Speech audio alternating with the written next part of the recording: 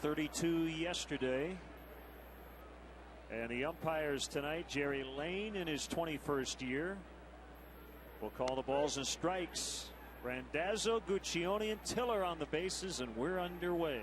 Left-handed hitting Fred Lewis leading off for San Francisco.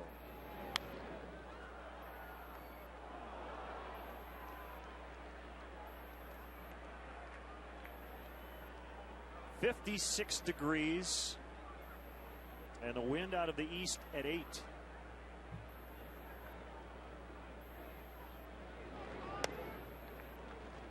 Out of the east translates into blowing pretty much straight in from right field. At times it'll blow from the right field corner to the left field corner, but right now blowing straight in from right field. The 2-1 pitch is hit foul by Lewis. Got off to a good start. Hitting just .205 over his last 12. He's had some struggles defensively out in left.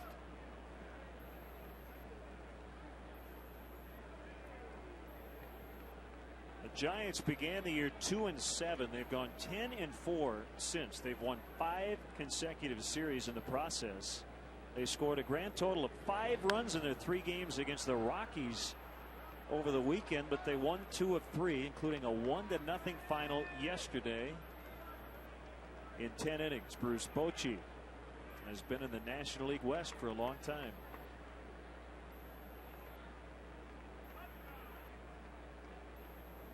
They're only 2-7 on the road. 10-4 at home as Dempster strikes out Fred Lewis.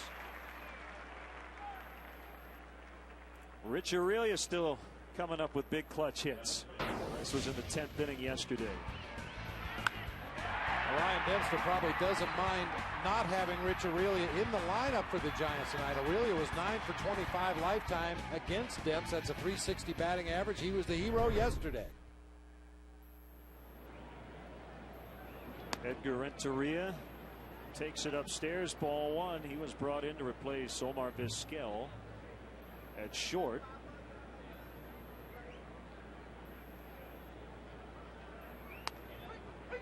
That's a strike on a fastball. 1-1.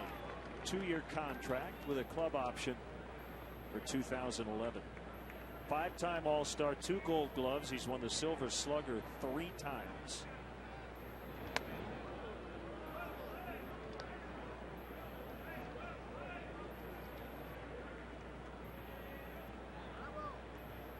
The Cubs had a little issue with Edgar Renteria last year when he was with the Braves. With the guy sitting right next to Ted Lilly, as a matter of fact, a couple of bean balls exchanged, and ultimately Edgar Renteria ran down to second base and threw a forearm shiver into Mike Fontenot. So the balance sheet would seem to be tipped in our favor right now. Tapper by Renteria as Dempster will throw him out. Actually 2 years ago when he was with the Braves. Last year spent the season with Detroit. 2 outs.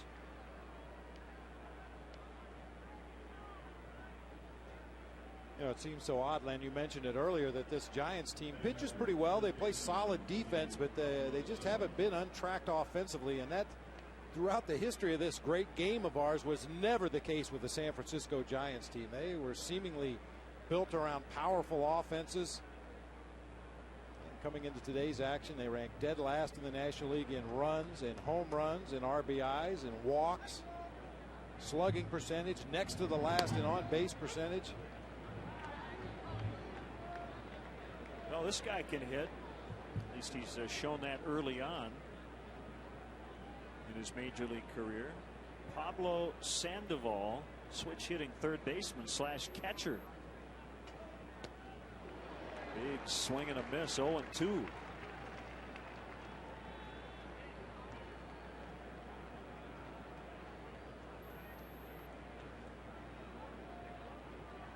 Sandoval is 12 for his last 25.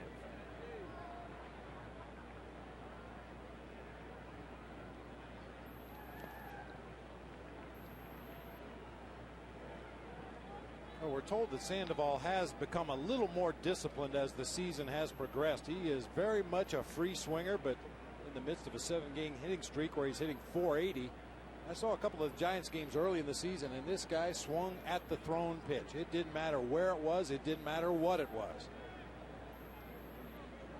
But reportedly, he's narrowed his strike zone down a little bit and doesn't chase nearly as many bad pitches. He had 345 in 41 games last year, his first major league action.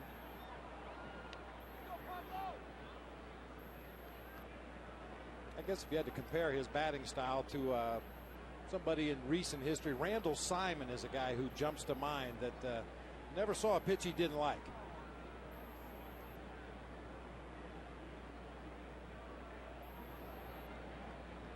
Another 1-2 that trails inside. 5'11", 246 pounds. And the Giants actually started the season with only Benji Molina as the only true catcher on their roster. Sandoval was considered the backup catcher, even though he was starting at third base. Swing and a miss. Good start for Dempster. They go down 1-2-3. Cubs bats coming up against southpaw Jonathan Sanchez.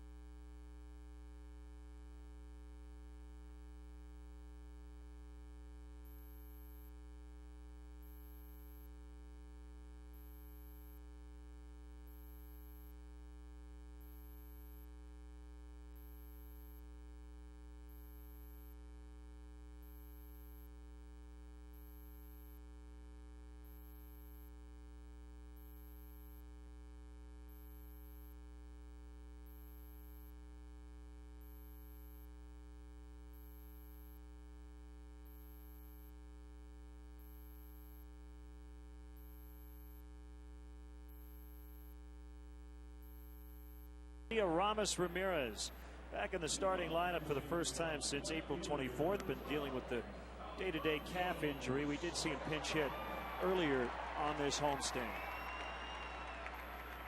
Take a quick look at the Giants defensively. Freddie Lewis out in left field. Aaron Rowand in center. Randy Wynn in right field. We've seen Sandoval. He'll man third base. Edgar Renteria at short.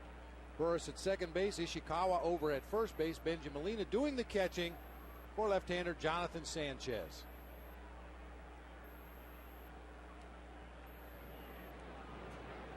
The numbers on Sanchez for the season. Opponent's batting average of 159. Righties have hit only 137 against the Giants left-hander.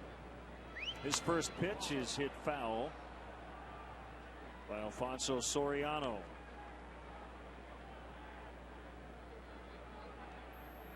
Sanchez is 26. First career start against the Cubs. One previous outing that was in relief. Driven deep to left. Lewis is back on the warning track, and it's going to be off the wall. And it'll be a double for Soriano. Into that at bat, Bob. 391 in the first inning. He's now 10 for 24 in the first inning. Well, Jonathan Sanchez is a guy that really likes his fastball, and he challenges Soriano down and in. That's Alfonso's happy zone. He narrowly misses hitting one out of here, bangs it off the door out there in straightaway left field, and will easily cruise in with a double. There you see the first inning numbers, and from the second inning on for Alfonso Soriano. Brings up Ryan Theriot, likes to hit the ball the other way. He squares to bunt. pulled it back. The ball popped out of the mitt of Benji Molina. 1 ball, no strikes. You may say that more than once tonight. Benji Molina has his problems behind the plate. He's in there for his offense. Swings the bat really, really well. But he has some issues behind the plate from time to time. His younger brother Yadier has become an elite defensive catcher. Arguably the best in the game these days.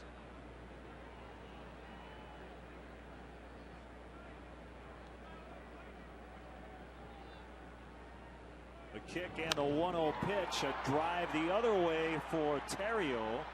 And Soriano will tag as Rowan makes the catch. And the throw will be cut off by Renteria. As Soriano stands at third. Now that's a nice piece of hitting by Terrio, but if you're trying to hit home runs tonight, which I don't think he was in that spot, that's not a good place to hit it with the wind blowing in. Not at all. But Ryan did his job. That inside out swing, either a ground ball to the right side or in this case a fly ball to right center field, is exactly what the doctor ordered, setting it up here for Milton Bradley with the runner at third and 1 out. So with Ramirez back in the lineup, at least for tonight, Bradley third, Lee fourth, and Aramis fifth. Inside ball 1. Only guy in the Cubs lineup with previous at bats against Sanchez, Aaron Miles. So everybody else facing him for the first time. Infield in about halfway, a little bit closer on the corners. And that's a strike, and I think that's a function mainly of the Giants struggling to score runs, but also Milton Bradley off to a slow start. Well, if we were in July, Bob, with the wind blowing out, both teams scoring a ton of runs, I think the infield would be back. Yeah.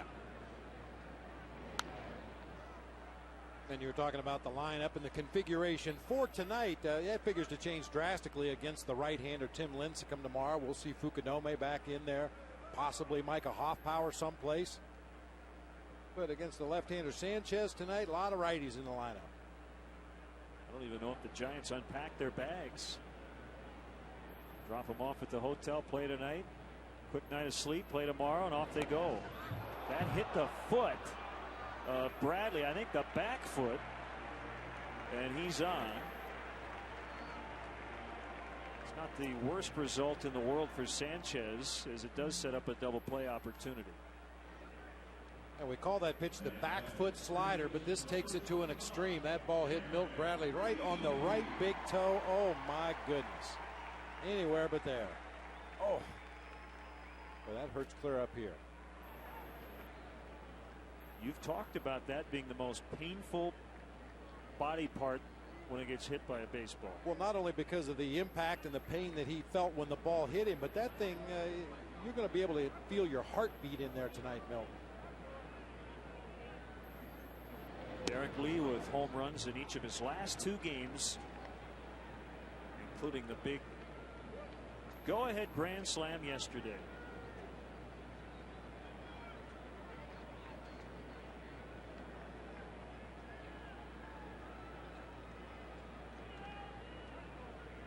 The pitch, big swing and a miss.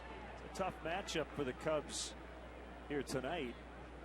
Sanchez has been excellent versus righties, and the Cubs as a team hitting under 230 versus lefties. It's near the bottom of the majors. Haven't faced a lot of lefties.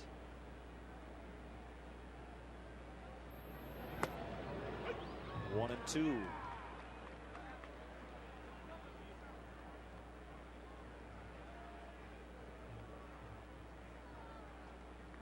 There's Aramis, never did go to the DL. If he had, he would not have been eligible until this weekend in Milwaukee.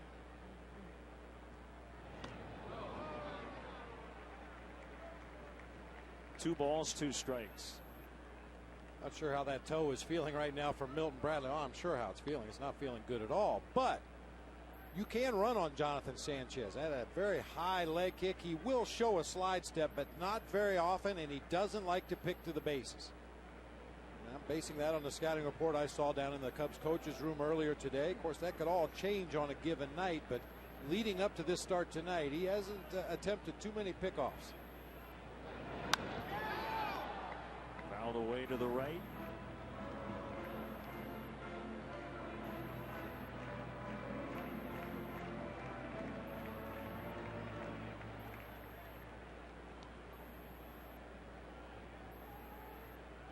Another big crowd, great to see on a Monday night. And the Cubs looking for their first 4-game winning streak of 2009. It's full 3-2. Well, if you do start Bradley here, you better hope Derek Lee either walks or makes contact. I was just about to say, Len, that pitch you just saw from Jonathan Sanchez, that fastball that sails up and away from the righty, is due to a mechanical issue. His front side flies open a little too soon. His arm drags behind. He ends up throwing that pitch up and away to the right-handed hitters. There's a pickoff attempt at first base. Nothing doing. Now, you may remember a Ted Lilly balk a couple of days ago. Derek Lee was near first, but he was ready to charge for a bunt. Ishikawa is not right on first base, but as the throw is coming over, he was headed toward the bag, so it's not a balk. Bradley does not run, and it's ball 4, and they're loaded up for the RBI machine, who's back in the lineup, Aramis Ramirez. Giants pitching coach Dave Righetti, one of the best left-handers of his era, both as a starting pitcher and as a closer with the New York Yankees. Very highly respected pitching coach around the National League, around the major leagues for that matter.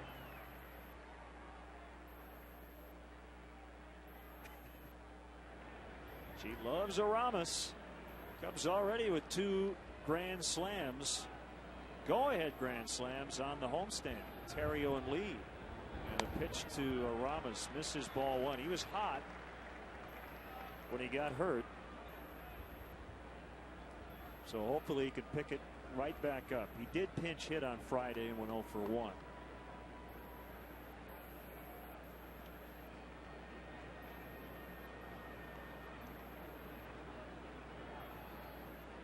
The pitch, that's a called strike.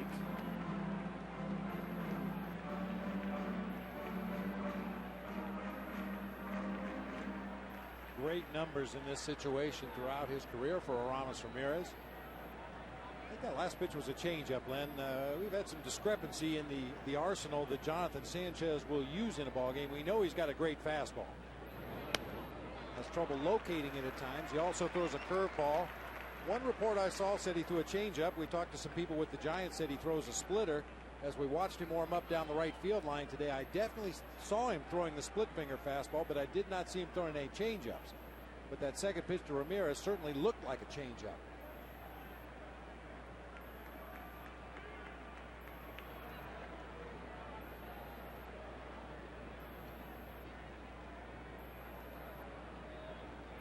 Two-one pitch, big home run swing.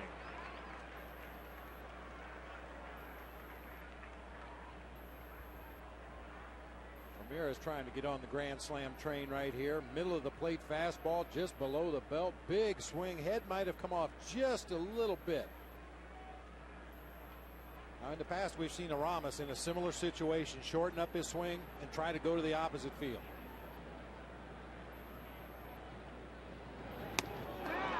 Swing and the miss, so Sanchez trying to work out of it, has 2 outs, and it brings up Giovanni Soto. Boy, nothing short about that swing.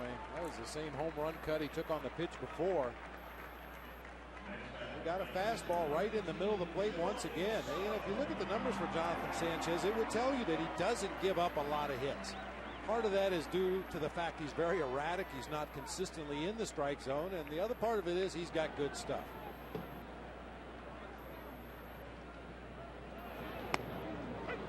Caught the outside corner.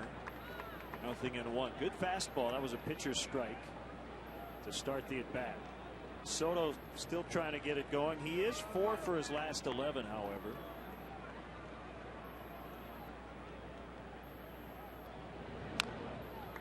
Tapper foul, and that goes right into the home dugout. Well, and I think hitters would probably tell you that's the combination that they hate to face. A guy that's erratic with his command, but he's got really good stuff. You may get yourself into some hitters' counts because he's wild, but when he does come in the strike zone, it's not easy to square him up.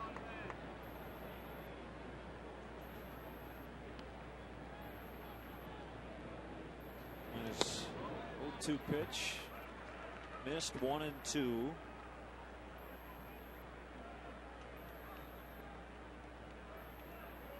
Here's the hitting coach, Gerald Perry.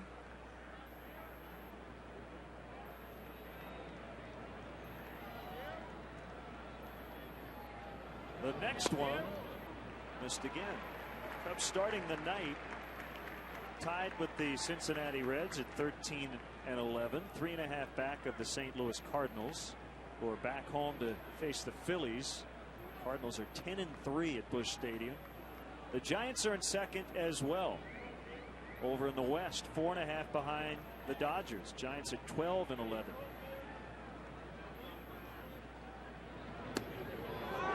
Soto has now worked a full count after an 0-2 beginning to this at bat. Well, it's a good take by Gio. That is a pitcher's pitch right there. Some umpires would give Jonathan Sanchez that pitch. It's clearly off of the outside corner, but very close. And the fans are on their feet in the first inning. Runners will go with the pitch. Here it is. He walked in a run. Soriano will score to make it 1-0. It was an excellent plate appearance for Giovanni Soto, and Dave Righetti's going to head out. Boy, that is so important, Len. We talk all the time up here about momentum swings in the game of baseball, and when you've got a young pitcher like Jonathan Sanchez in a hole in the bottom of the first inning and a chance to score some runs, if you come away empty, that momentum swings to the other side of the field. Great at bat by Giovanni Soto. Hey, tomorrow is Empress Day at Wrigley Field. Don't miss the action as the Cubs battle the Giants at 1:20. Lucky seat winners will be awarded great prizes throughout the game. There's no purchase necessary. For more information, visit Cubs.com.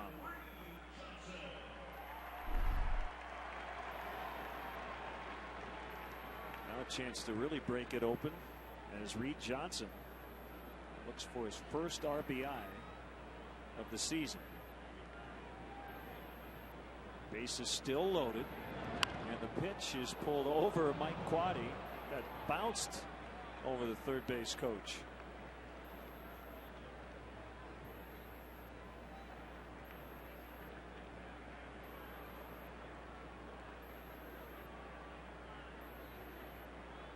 A double, a hit batter, and 2 walks.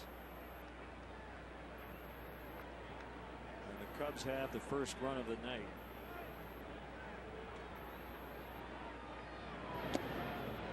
The dirt, and they'll get a new baseball.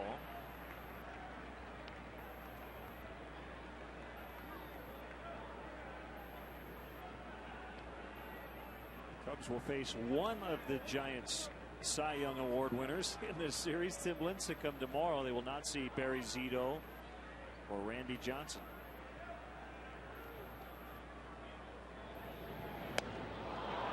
1-2.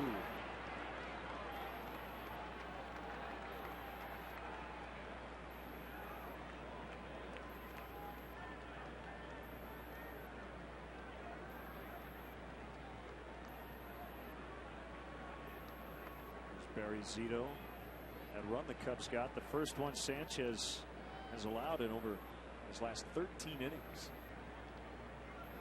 He's had 2 starts in which he hasn't allowed an earned run. As Johnson swings, and that'll be in the dirt, so they'll throw to first to complete the out. But the Cubs do get 4 base runners and score the first run of the night.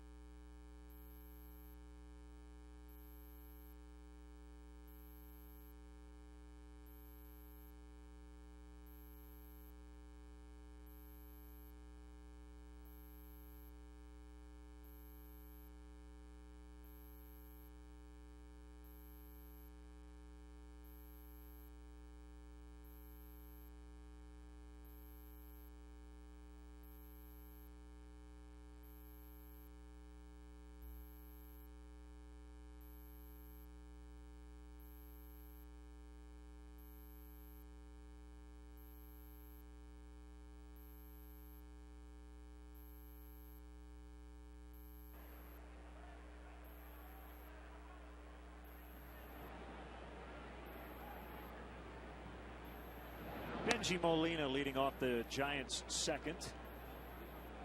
They went down 1-2-3 in the first, and the Cubs got the first run.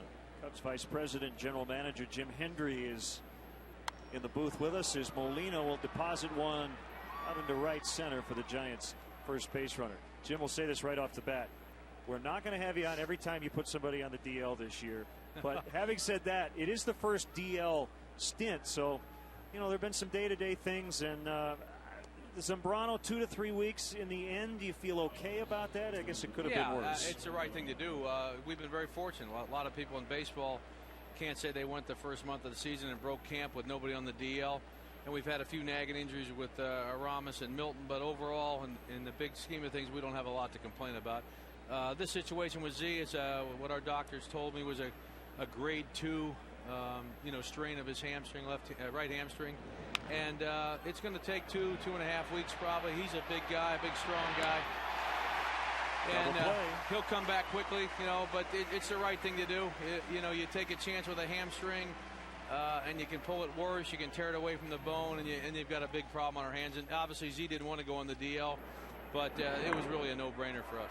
It was a great bunt. Yeah, it sure was. Started the rally. And I loved Lou's line today. And, the question is, would you rather not use Z so much as a pinch hitter and to lay down bunts? And Lou said, well, what if he hits a double and that injury happens as he's trying to get to second? Do you tell him not to hit a double? Right. Well, and Bob knows. I mean, you can't. You want people to play hard. You want people to play aggressive. You don't want a guy hitting a ground ball to shortstop and jogging to first. So, I think Lou does a pretty good job of picking his spots and when to use pitchers for extra things, pinch running, pinch hitting. But this was in the normal flow of a ball game that you're trying to win a baseball game, and 1-1 in the 5th inning. He did what he had to do, and he helped the club. It just happened. It could have happened him jogging in the outfield between starts. And we should point out this is his 3rd career DL stint, and it's the first time it's been a non-arm injury. Correct. So the other 2 were from pitching. Correct. And knowing the way he's been in the past, I think when he comes back in 15 to 20 days, he'll be throwing that much better. 2 outs in the inning. Randy Wynn is at the plate, and he hits it down the left field line. Foul. Bobby Scales, 11th pro season. He's in the big leagues. Well, what a great story. He signed with us, a year and a half ago. He played all last year in AAA and played very well. We just did, we didn't bring him up in September a year ago because we already had 33 or 4 guys on the club and looked like we were going to make the playoffs. And he re-signed with us when most people would have gone elsewhere to get another chance. And what a great kid. He earned it. I was in Des Moines a few weeks ago, and he played great in 3 or 4 positions, and he's earned this. It isn't like it's a gift, but it is a great story that after 11 years he got to the big leagues, and I think he's by far the happiest guy in the ballpark today. Outside 2-2 the count. Sounds like Randy Wells probably will be here Friday to jump into that start in Milwaukee. Well, I just talked. Randy Bush is in Iowa. Went over there today to help sort out the pitching, and we thought it was going to be Randy Wells or maybe Ascanio, and Randy just threw 3 scoreless innings, no hit ball, and got through it like in 40, 42 pitches, and he'll be meeting the club this week and pitching Friday in Milwaukee. Can you hang for 2 more minutes? Yeah, I'd love to. We like that it's a quick inning with Dempster on the mound. 1-0 Cubs.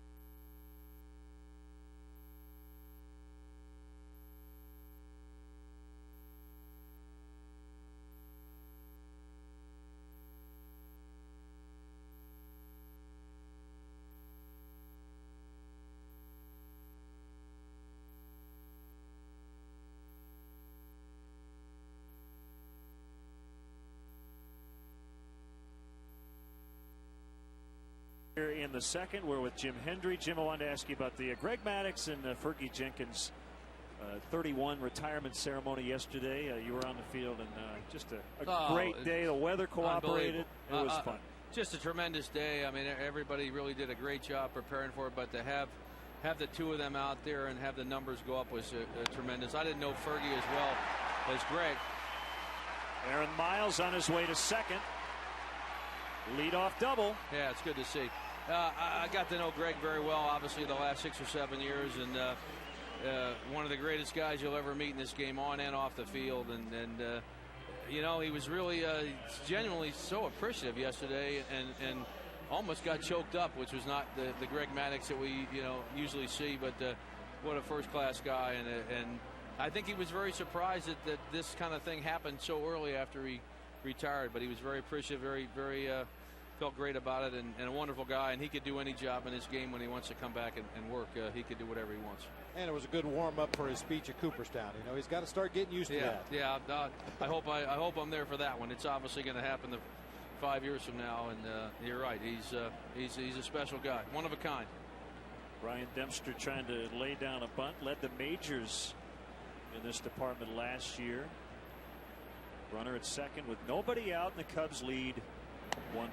He bunts through it, and 2 strikes. Your thoughts on your club after a month? I'm sure you're feeling a little better than maybe a few days ago, but you understand the long haul means you're going to have peaks and valleys. Right, we played a lot better the last few days, and now we're getting healthy. I think the lineup's going to be really good when we get it all going on all cylinders. I think we all would admit we didn't play great the first month, and still we're 500. Not that that's acceptable anymore, but there were some days we couldn't have played much worse, and we still came out of it in fairly good shape, and now we're starting to make a little bit of a run, and I think that'll continue. We got a good bunch of guys and a good ball club, and if we stay healthy, there's no reason why we won't have a good year.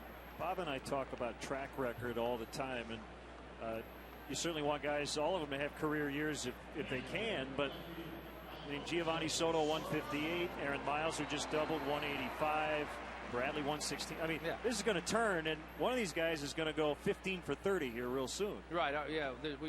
Too many good hitters to 4 or 5 guys at the same time not hitting, and overall for the month we got good starting pitching. So if that continues and we start hitting, it'll level off real good. Soriano with a double in the first inning. And he bats with a runner in scoring position and 1 out here in the second.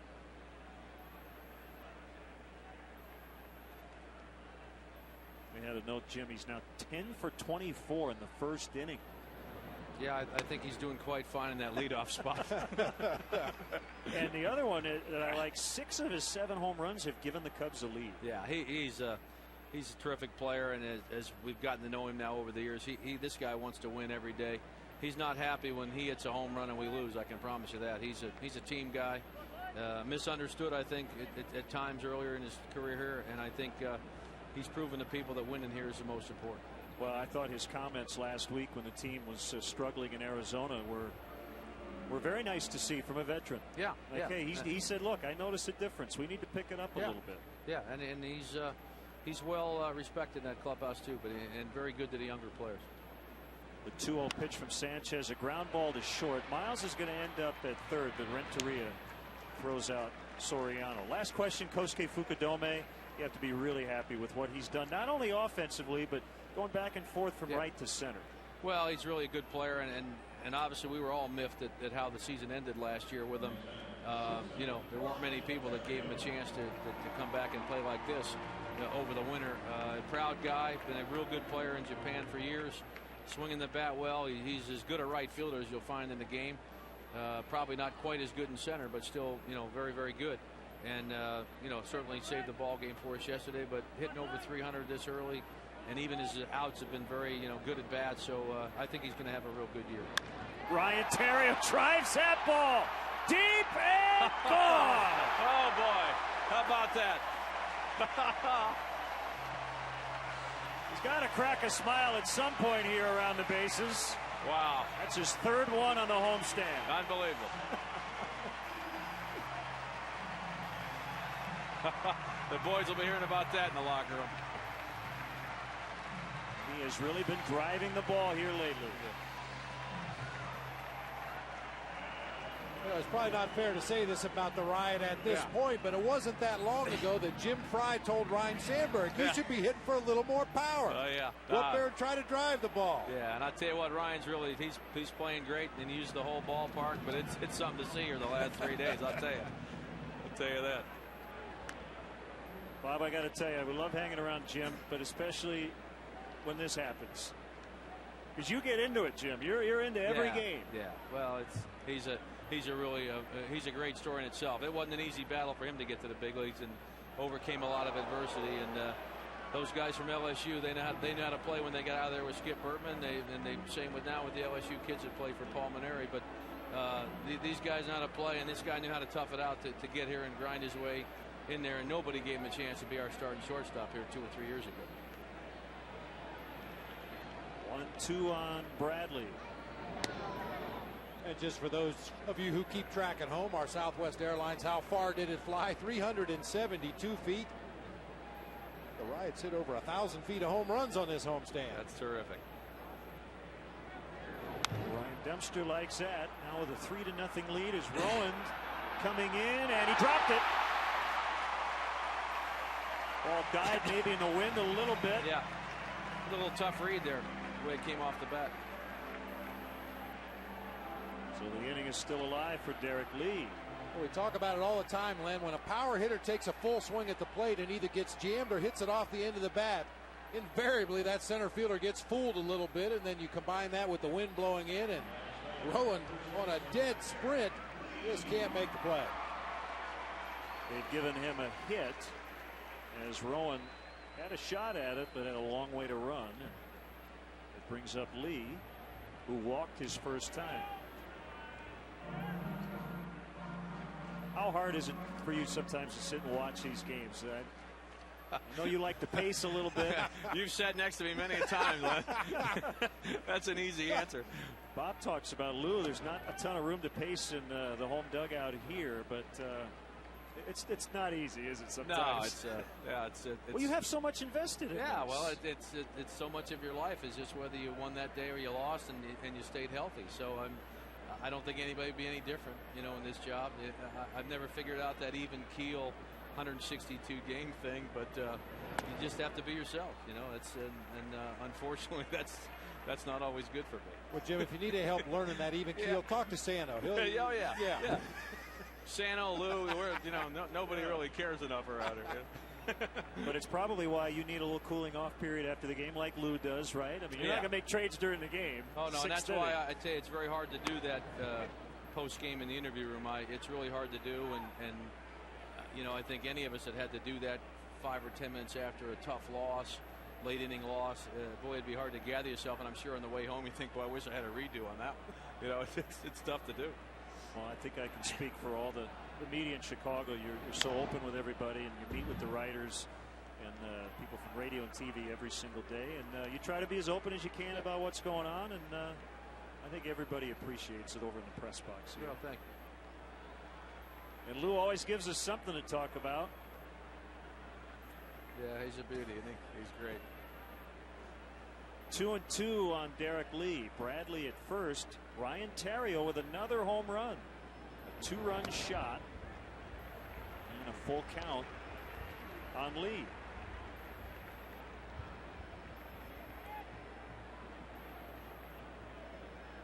I told people before you were in broadcasting at one point, and Dempster, a quick top half of the inning. Cubs scoring 2. We might keep you here. Let's hope this gets a little longer in. You got it. Ramirez coming up. And Dave Righetti came out in the first, and he's going to walk back out here in the second.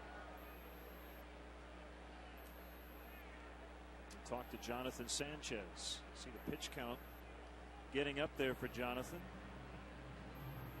Oh, well, we have an extra second, Jim, as we go around the team a little bit. Bullpen, I mean, it's been a little up and down. Carlos Marmol, We've seen some outings where you go 2 walks and then strike out the side. You feel like he's kind of getting there and just getting back out there every day. The good news is at least he's got it in him to get out of that type of mess and then finish people off in high fashion. He hasn't been as sharp, obviously, the last week. He went through a week or 2 last year where he was, struggled a little bit, but he's as good. He's got as good a stuff as there is in the National League, and he certainly has proven he can handle the pressure of the late innings. And our bullpen's starting to come around. I think Bob would tell you from his managing days, when you leave camp, unless you've got the lockdown pen from the year before's World Championship team, it's kind of the last thing that comes to place. I think with Heilman and Marmol and Gregg, I think that the 7th, 8th, and 9th is going to be in pretty good shape, and I think Samardzija will keep getting better. We've got to get Neil Kotz getting back on track a little bit, and Guzman has done a serviceable job here, and David Patton threw 2 good innings the other day in Arizona. So, it's just a matter of it all falling into place and guys getting a little bit of a roll. Always a pleasure, Jim. And the Cubs leading 3-0. Hope they keep pouring it on tonight. Thanks, Jim. Guys. Okay, enjoyed it.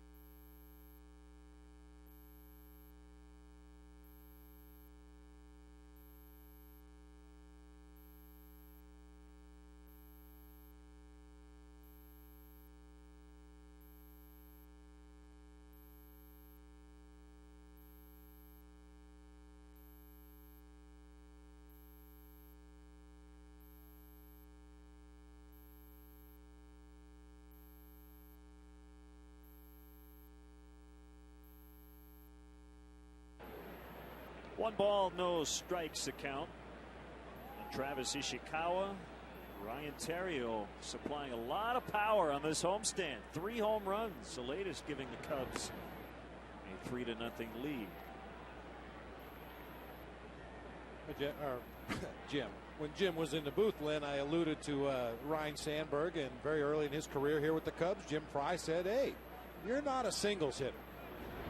You can pick your spots and pick your counts, and you should be driving the ball a little more often, hitting a few more home runs." And it worked for Rhino. Now, as I said, it's probably not fair to put that on Ryan Theriot, but there's no reason why in certain situations against certain pitchers, anybody in this lineup can look for a certain pitch, and if they get it, hit it hard. And in this homestand, Ryan Theriot has taken that advice. First walk given up by Dempster.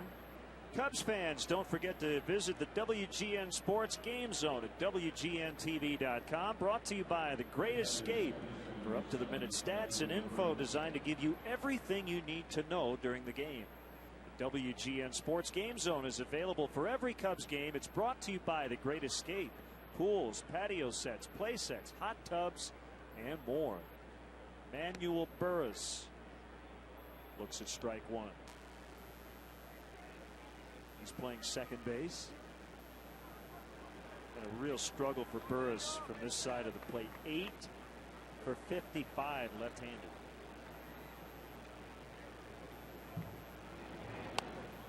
Turns him away 1-1.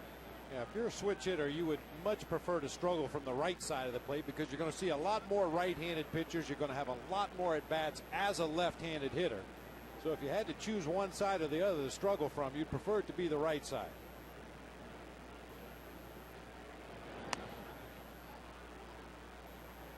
Two and one. The pitcher Sanchez is on deck.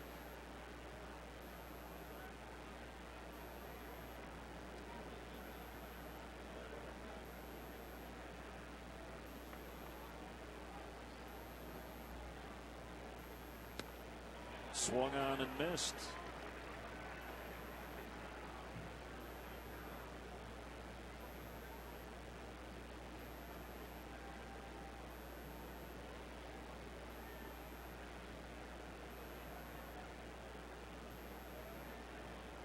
The kick and the 2-2.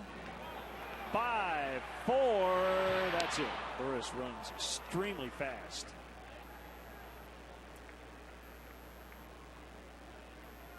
Cub fans, don't forget to check out our WGN Baseball blog on WGNTV.com. And on the blog tonight, make sure you check out a note about Ryan Dempster's brother, Chris, who's going to ride his bicycle across Canada, coast to coast, to raise funds for the Ronald McDonald House in British Columbia, Canada. That's where Ryan and Chris are from. Sanchez squares the bunt and takes it outside.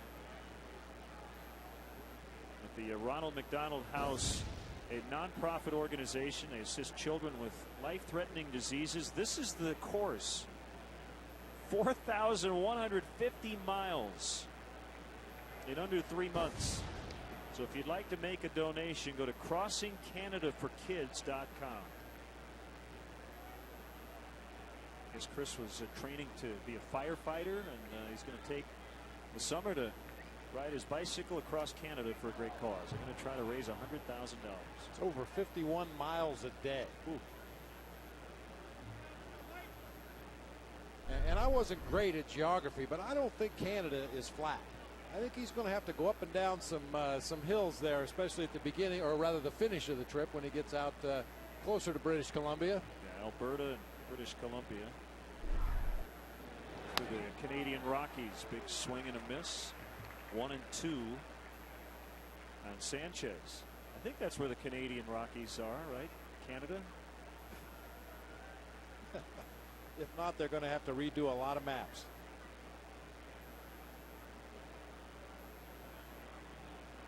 Runner goes. The pitch is high, and Burris is safe. His 7th steal out of 10 tries.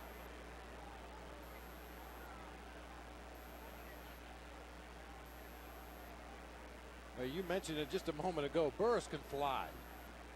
If he was a guy that would learn to cut down on his swing a little bit, put the ball in play a little more often, especially on the ground, this is a guy that could conceivably steal 50, 60, 70 bases in a season. He's got that kind of speed.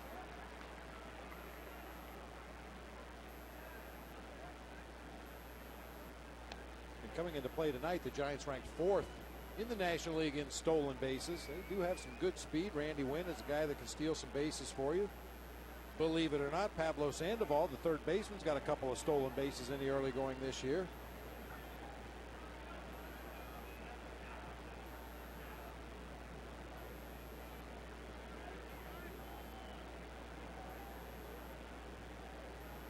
Two on Sanchez. Lewis on deck. Cubs lead 3-0. We're in the third.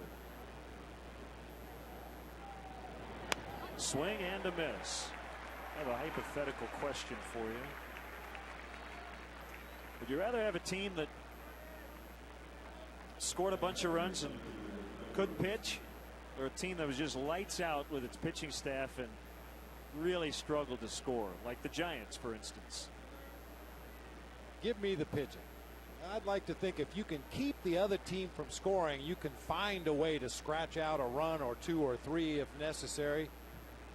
It would involve a lot more time in spring training spent on offensive fundamentals, hitting behind the runner, getting down your bunt, stealing bases. I like the idea that the other team doesn't score. I'll figure out a way to push one across. I think I would agree with that. Now, if I'm a fan, I might prefer to see the ball flying all around the ballpark. Offense is always fun to watch. But as far as winning games, if the guy standing out there in the middle of the field on that hump can get the other team out, I'd rather have that guy.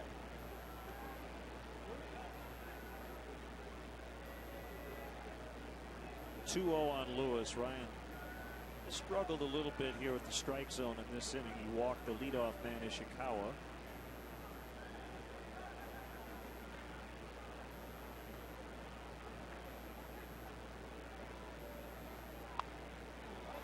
Popped him up on a 2-0. And Derek Lee makes the catch to end the inning. One left, 3-0 Cubs.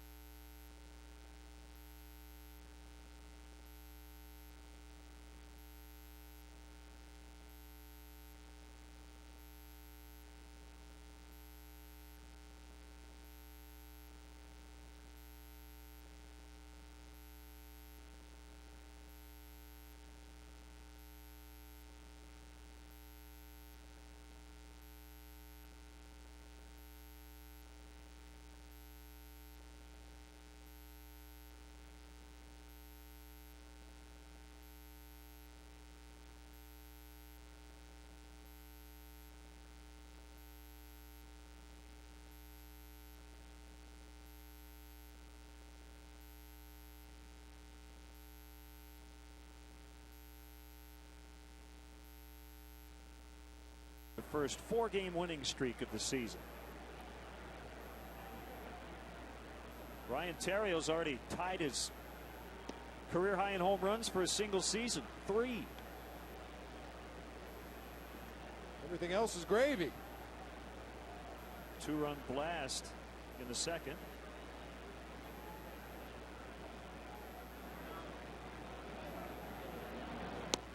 One and one to Giovanni Soto. The Pirates are trying to snap what has ballooned into a 15-game losing streak versus Milwaukee. And they lead 3-1 in the top of the 8th. Pirates trying to put an end to a long losing streak against one team. Paul Mahalem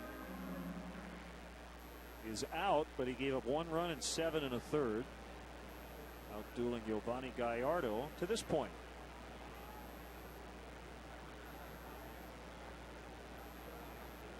A 1-2 from Sanchez, hit on the ground to third. Sandoval looks it in. Fires a strike to Ishikawa. The 2009 Chicago Cubs baseball season on WCIU Cubsnet is brought to you by Bud Light. The difference is drinkability.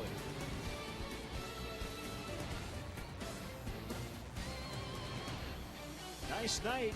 Wind blowing in, a little cool. Light jacket weather. And Reed Johnson takes a strike. Red Sox at new Yankee Stadium for the first time, and they haven't gotten started yet. John Lester, Phil Hughes, but more rain in New York.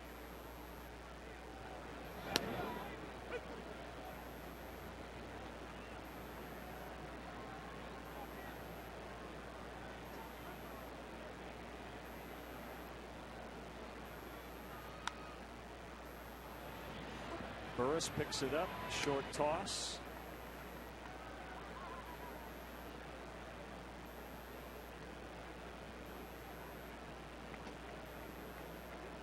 Brings up Aaron Miles.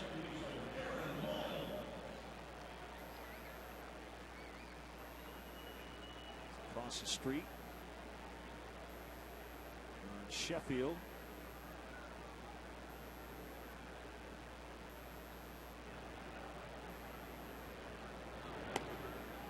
Ball 1 to Miles. You know, there was a time when the Giants came to town that those rooftops on Sheffield would have been standing room only because of the big left fielder the Giants had. They used to hit a lot of balls over in that direction. Haven't been able to replace his power numbers. Of course, how do you? They've been a pretty bad offensive team since Barry Bonds became an ex-Giant.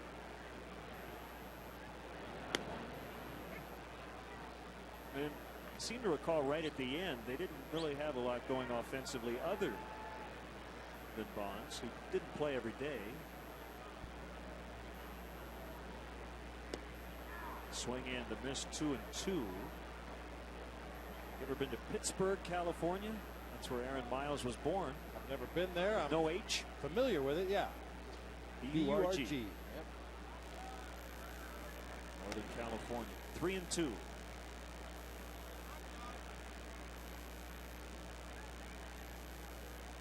We'd love to get Aaron Miles on base here and get Ryan Dempster up at the plate here in the third inning, get his spot out of the way and roll back around to the top of the order. Swing and a miss, and for the first time tonight the Cubs go down in order, 1, 2, 3. They lead the Giants 3-0.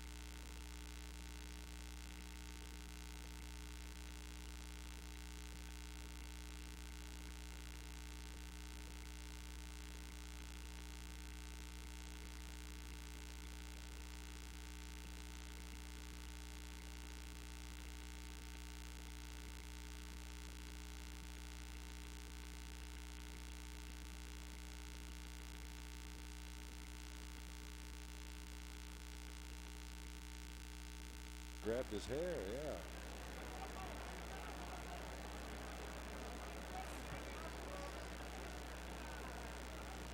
Ryan Dempster against Edgar Renteria. 1 ball, no strikes. 1 hit, 1 walk for the Giants. That's it.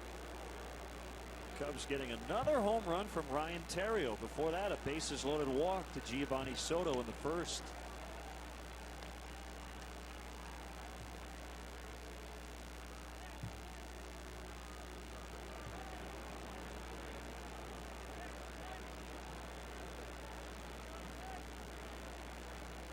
Ramirez pinched in at third. Plays just slightly the other way in the outfield.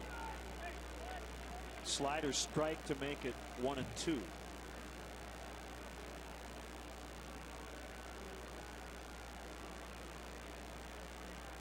Dempster was on the mound last Wednesday, gave up a season high 5 runs in 6 innings. Ramirez picks it up.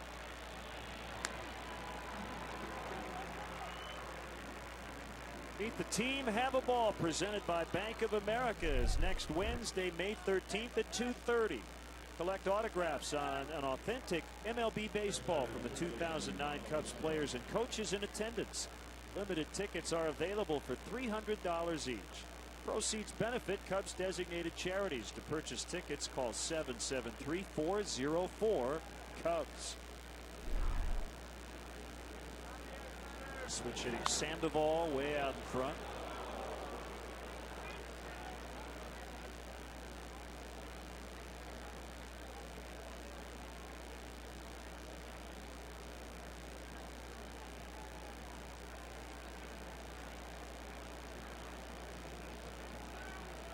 A wind and a pitch. Too high.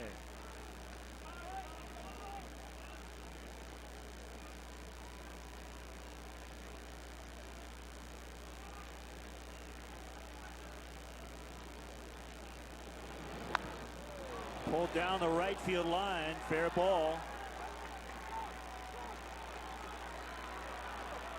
And it'll be 2 bases.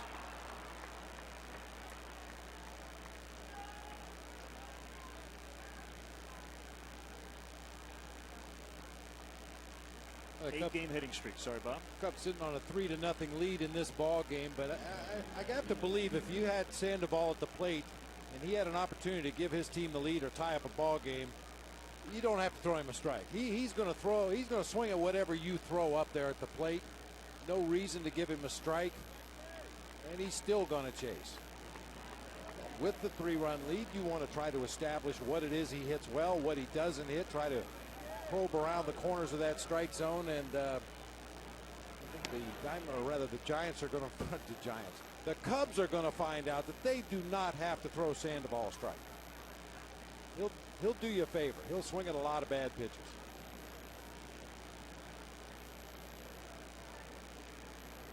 Notice the on-base percentage 11 points below the batting average.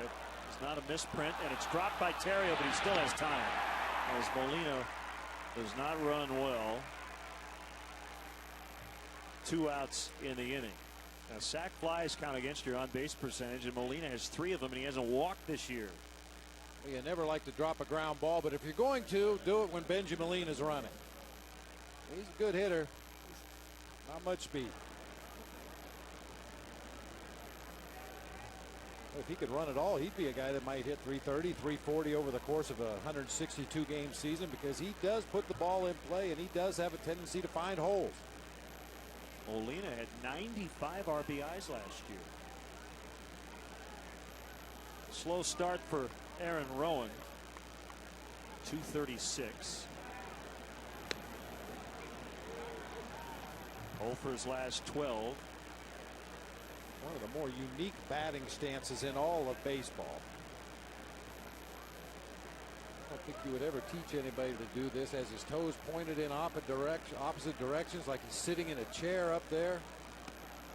As the pitcher goes into his delivery, he kind of leans into more of a hitting position and uses a very short bat, 33-inch bat. Stands relatively close to the plate. He's found something that's comfortable for him, even though he's off to a slow start this year.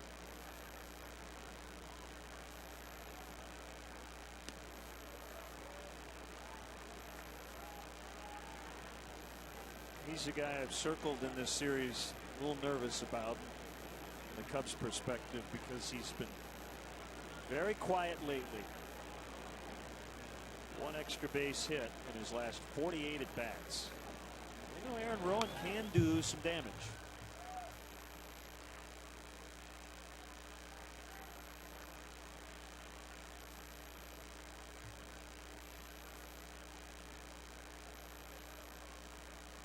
Two balls, 2 strikes with Sandoval at second.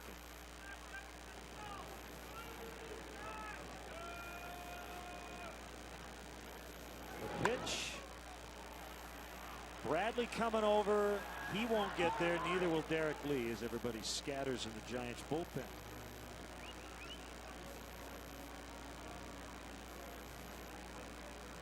One of the guys scattering down there, I'm sure, Bob Howery, the former Cub, back with his original organization, the San Francisco Giants. There's Bob.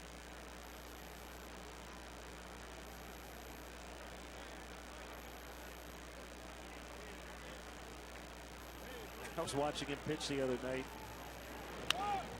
You know, all the same pre-pitch routines that we saw here as a Chicago Cub.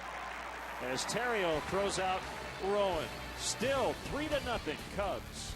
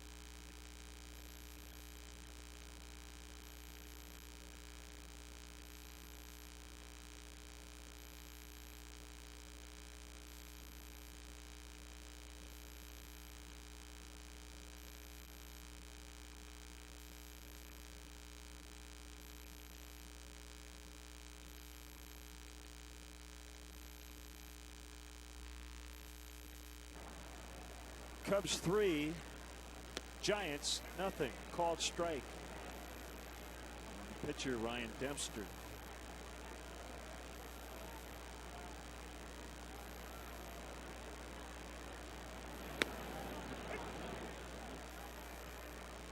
Well, in a 2-game series, and you got to face a Cy Young winner tomorrow. I'd definitely like to get the first one.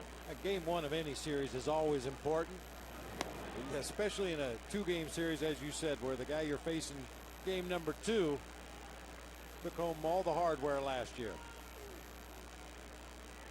Having said that, Sean Marshall will go into that start with a 3.32 ERA. Unfortunately, no wins. He's off to a good start. And then the deja vu trip for the Cubs, Houston and Milwaukee. Did it 1 month ago to start the season. If I had ever been here before, I would probably know just what to do. Hey, Len, Yes, the Bud sir. Light Concert Series is back. 311 with Ziggy Marley will be playing the Charter One Pavilion on June 14th. Brought to you by Bud Light. Tickets are available exclusively at livenation.com. 311 with Ziggy Marley, June 14th. Brought to you by Bud Light. Live music and Bud Light keeps it coming.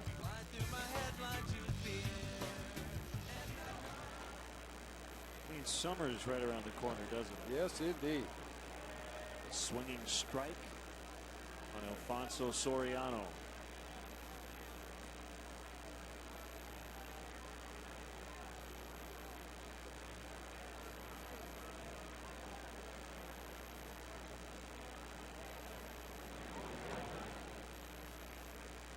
One and one. Now one of the best teams in baseball, at least on paper, grabbing another late lead. The 18-9 Blue Jays leading the Indians 4-3 in the bottom of the 7th.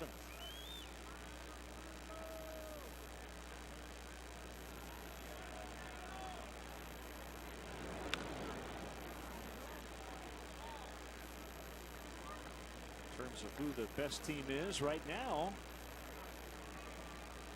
even though it doesn't really matter, it's early. I think the Dodgers would have an argument. They look to go 11-0 at home tonight against the Diamondbacks. That's late. Cardinals at 17-8.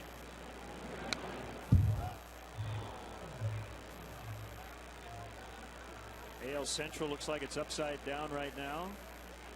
I think we both agreed in spring training the Royals look like they're finally going to put things together this year. I think the big key for them is to stay healthy. Obviously, I don't know if they have the depth to withstand any key injuries, but off to a good start. And when you start playing well early in the season and believing in yourself, crazy things can happen. 3 straight strikeouts for Sanchez, 6 on the night. Let's check out who's moving forward with Toyota. How about the infielders on the homestand? Start the truck. There we go. Terrio, Fontenot, and Lee. That was a series against Florida, and you can add a 2-run homer for Terrio tonight. Tonight's Toyota moving forward thanks to Toyota. Fontenot out of the lineup against the lefty Sanchez. He'll be back in there most likely tomorrow. You know, Len, normally you'd see numbers like that and you would assume that Derek Lee, you know, had 5, maybe all 6 of the home runs, but not the case. 2 little mighty mites providing some long ball.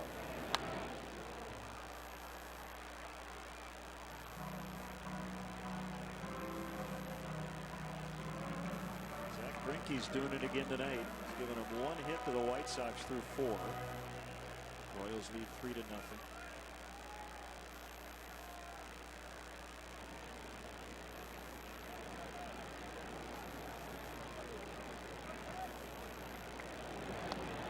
Three and 1.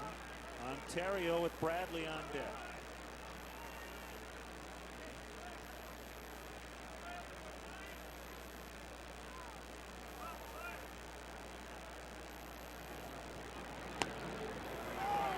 Another walk. That's 4 of them given up by Sanchez.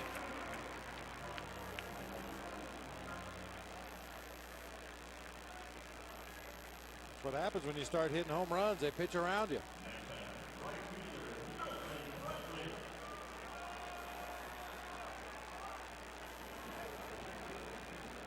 Bradley hit by a pitch and then a single. So 1 for 1 officially. His average has gone up 20 points. Started at 116. Terrio takes off. The pitch is high and Molina lost the handle on it. Terrio with stolen base number 6. Cubs have been running a lot more lately. Who does Terrio think he is? Alfonso Soriano? Homers and steals. Just took off on first movement that time from Jonathan Sanchez. That's another one of those instances where your advanced scouting report can really help your base runners. Sanchez just doesn't like to pick to the bases very often and uses the big leg kick in his delivery to home plate.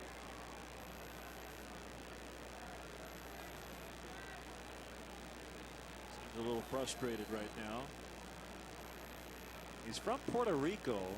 Went to Ohio Dominican University, where he threw 4 no-hitters.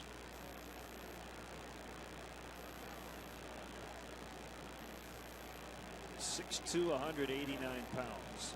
The pitch bounced foul.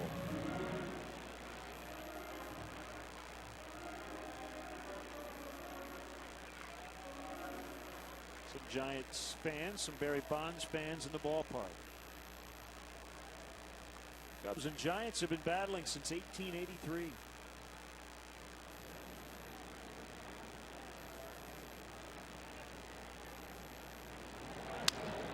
Fly ball sounded like he broke his bat.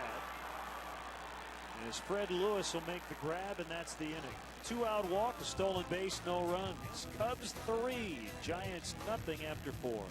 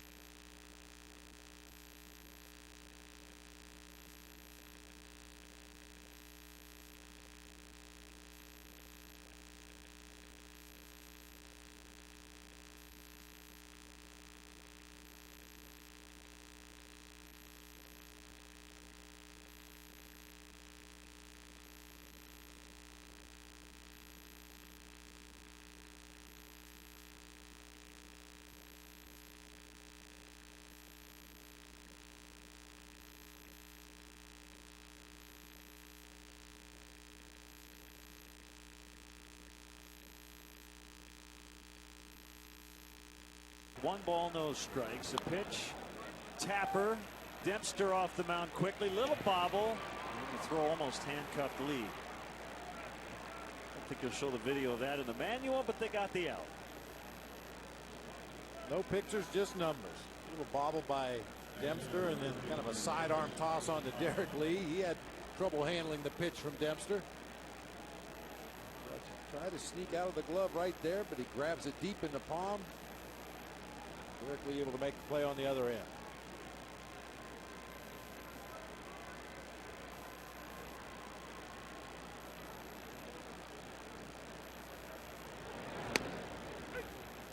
Ball strike on Travis Ishikawa.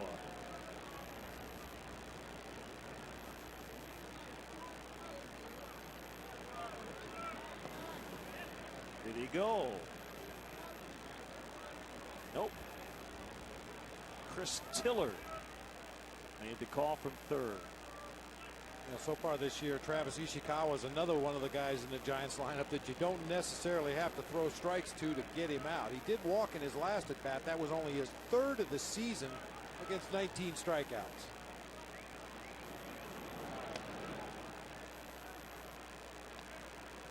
Ishikawa was born in Seattle. His dad was born here in Chicago. The 21st round pick in 2002.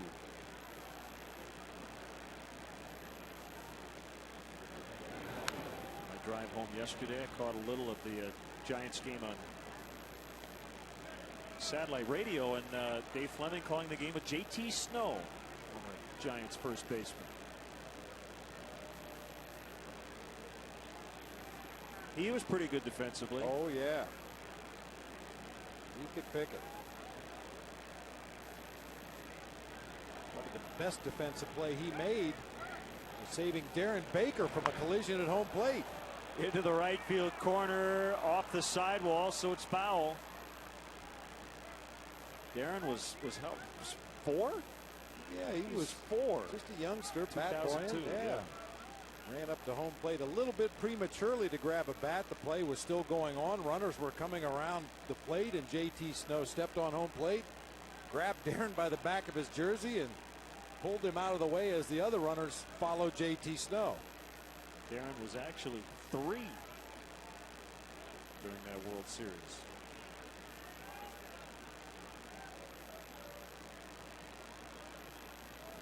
Do I hear 2?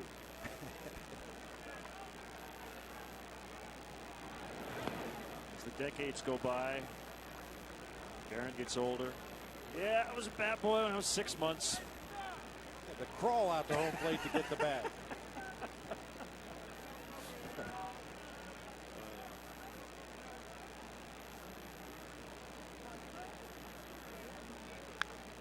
Golf tie in the air the other way. Soriano with an easy play. 2 outs. Wrigleyville Rooftops has premier seating for up to 200 guests for corporate gatherings, family reunions, and bachelor or bachelorette parties. Individual and group tickets are available for all games. For more details, go to WrigleyvilleRooftops.com or call 773-248-ROOF.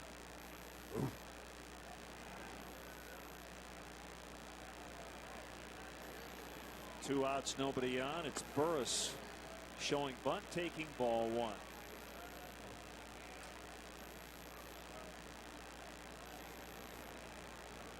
Might have been the last time these two teams met was on that ridiculously windy night in Scottsdale, Arizona in spring training. I was not at the game, but I heard it was unbelievable. The game basically was stopped right in the 7th inning because of wind. Saw a little bit of the game on television that night, and I mean, every ball that was hit in the air was an adventure. There was debris blowing all over the field. Soriano gets another chance. And a 1-2-3 fifth for Ryan Dempster. Sent down 5 in a row. Cubs still shutting him out.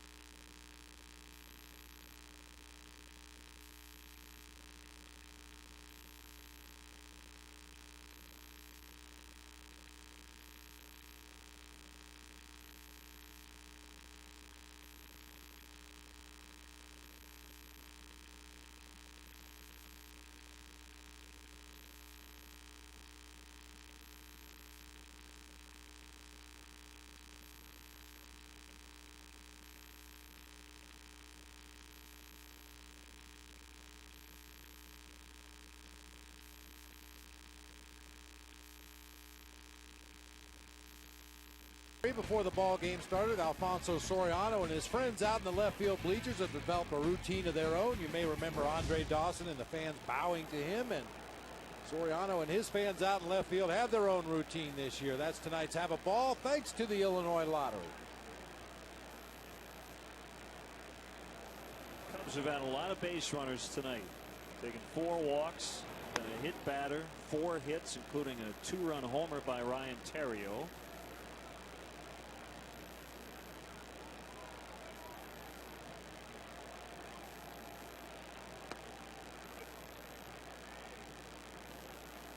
Carlos on the disabled list for the 3rd time in his career, and it's a leg injury, a hamstring. It is too much energy to be sitting around. I was just thinking that same thing, Len. It's bad news on a couple of fronts. Number one, we won't see him on the mound every 5th day, and number 2, he's going to be in there with his teammates every day, driving him nuts. It's starting to get a little weird. 1 and 2, another 2 and 2.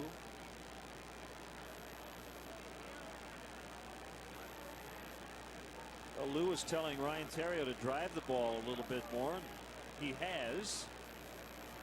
And he talked with Derek Lee over the weekend about his hitting mechanics. Home runs in back-to-back days. Derek felt like he was getting under too many pitches and popping them up, so he worked with his manager. You might say, well, Gerald Perry's a hitting coach, and that's true, but this coaching staff, Bob, I mean, everybody pitches in. Lou loves to talk hitting, and he and Gerald work very closely together, and I think Gerald would tell you, hey, more voices, that's fine, especially from a guy like Lou.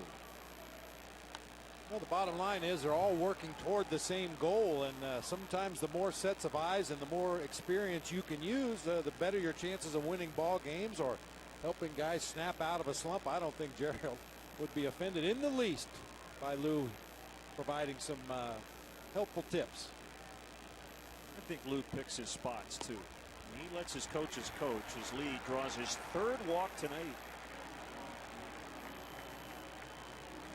And we used to see it all the time with Greg Maddux talking to hitters on the bench. Sometimes a pitching coach may notice something in a hitter because that's what he's used to doing, watching opposing hitters and then providing advice to his own pitching staff. So sometimes the pitching coach may notice something in one of our own hitters, suggest to Gerald, hey, I noticed this in the game the other day. Maybe it's something you want to work on.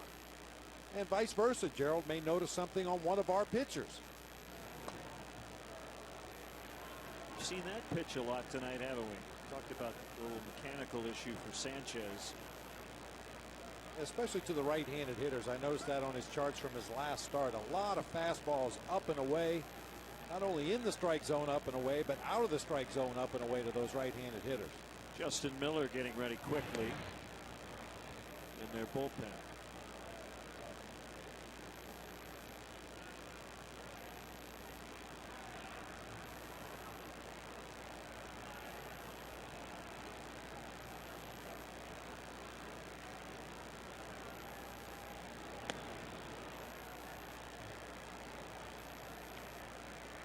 Ramirez ahead in the count, 2-0. His first start in over a week.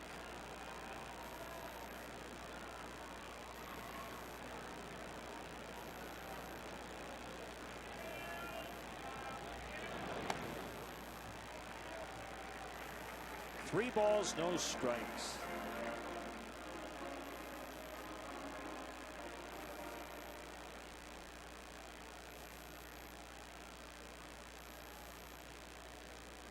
Worth and Howard with home runs for the Phillies. They lead 6-1 in St. Louis.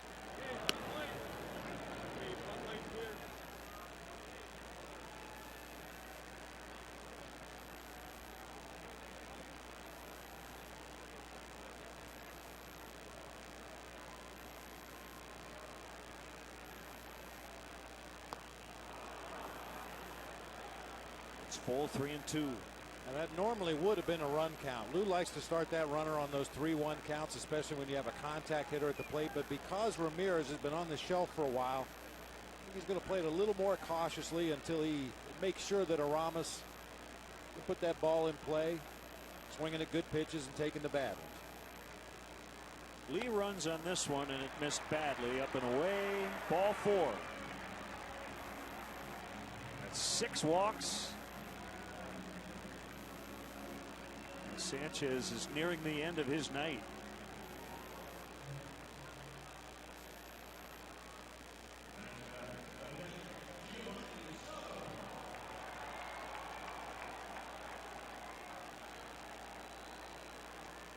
It's a new career high in walks for Jonathan Sanchez with the 6th tonight.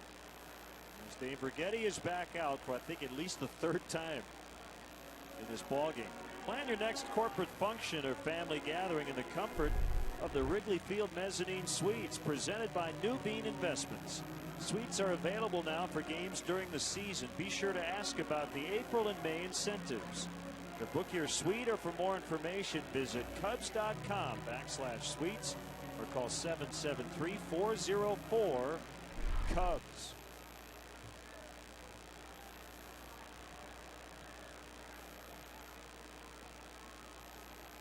You know what I told him, Len?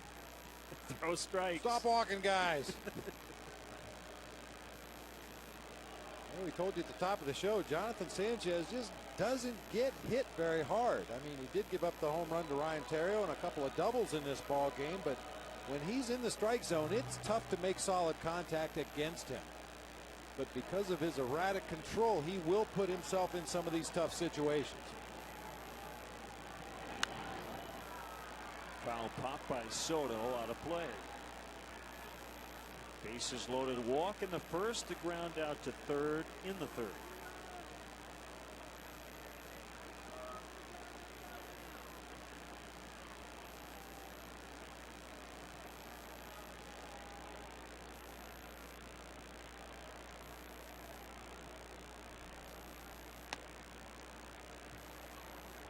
Very interesting comment from Gio in an MLB.com piece in spring training. Talking Kerry Muscat, talking about understanding what pitchers are doing to him at the plate in terms of adjustments. He said it's dangerous sometimes to think like a catcher. Quote, that gets you in trouble. You have to go to the plate thinking like a hitter, not a catcher. What happens is you call stuff you can't hit. You have to think like a hitter when you're hitting and a catcher when you're catching. Or at least try to think like the opposing catcher. I mean, we've talked about it in the past. There are certain catchers that it's going to hold up. Oh, he lost it in the lights. Wynn couldn't handle it. And Lee's going to stop at third. They're loaded up. Like Randy Wynn lost that liner in the lights. And it'll be a hit for Soto. They're loaded with no outs.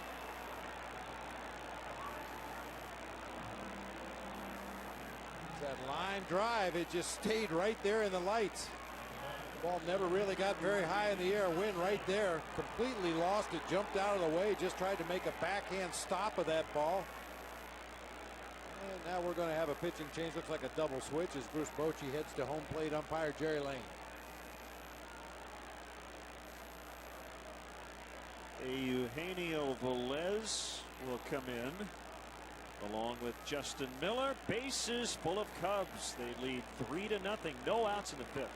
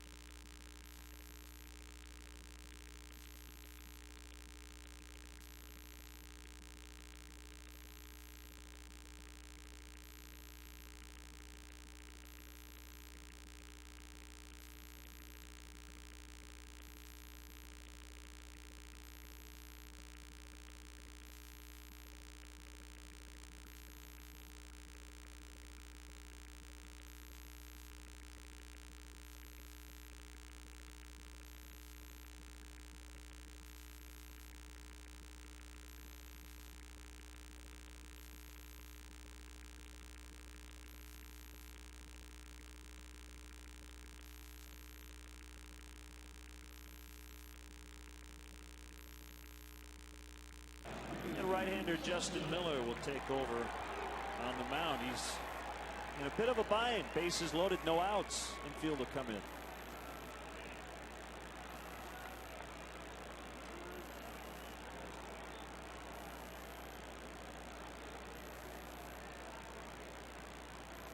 Facing Reed Johnson, 2 walks and a single, a ball that was lost in the lights by Randy Wynn. Here we go, outside.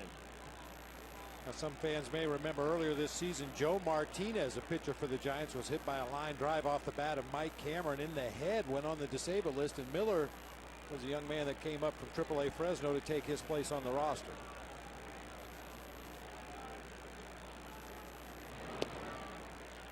Two and nothing, the count.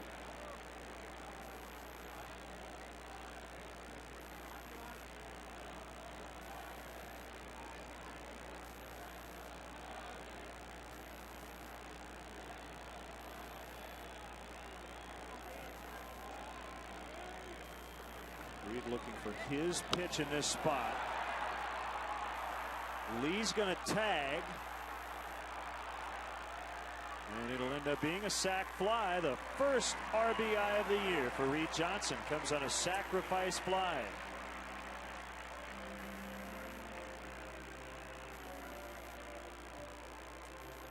It's 4-0.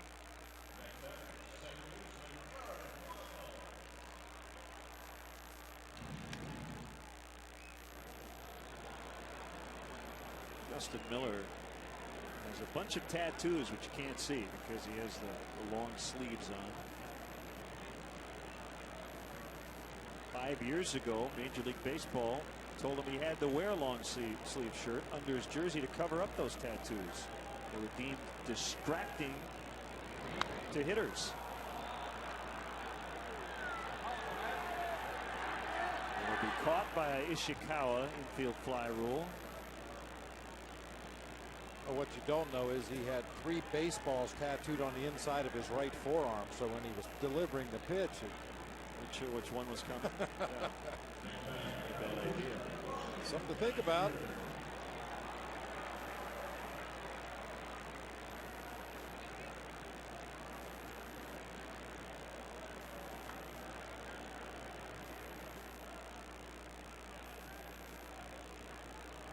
This is the kind of inning that Cubs really could have busted open. They have the pitcher at the plate with 2 outs, 1 in, but they were loaded with no outs.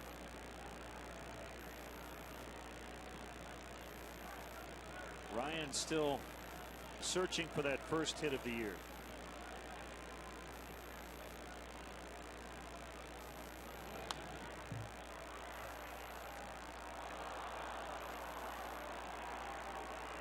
There's no guarantee that a single is going to score Ramirez, who's coming back from the calf injury. Randy Wynn in particular in right playing pretty shallow.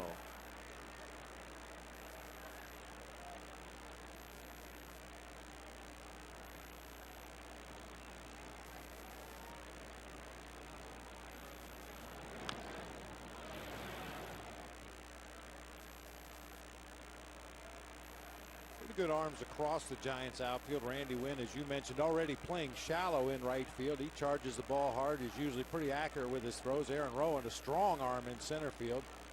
And Freddie Lewis got to the big leagues by being Barry Bonds' valet defensive replacement late in ball games.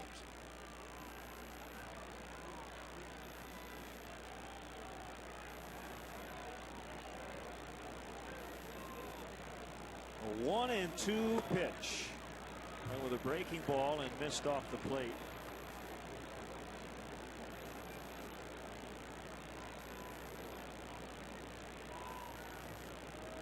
A lot of incentive for Miller to get Dempster with Soriano on deck.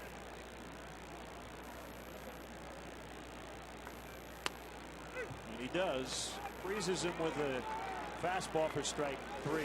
They get 1 more. It's now 4-zip Cubs.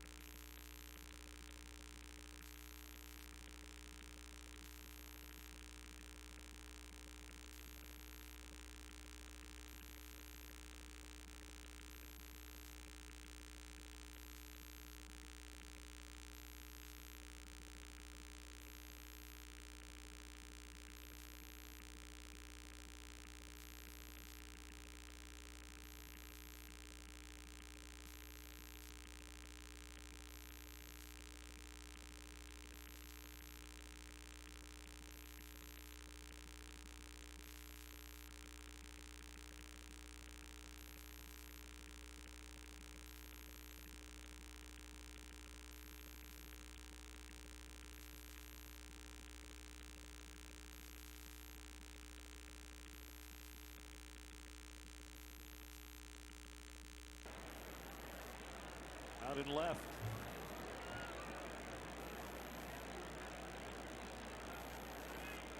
One of my favorite first names in all of sports, Eugenio Velez, and he hits a ground ball to Ryan Theriot. He throws him out. Time now to look at tonight's AM/PM player of the game. Ryan Dempster with a nice bounce back start here tonight. Got much better command in this game, working ahead in the count to most of the Giants hitters. His team spotted him some early runs. Our AM/PM player of the game, too much good stuff, Ryan Dempster.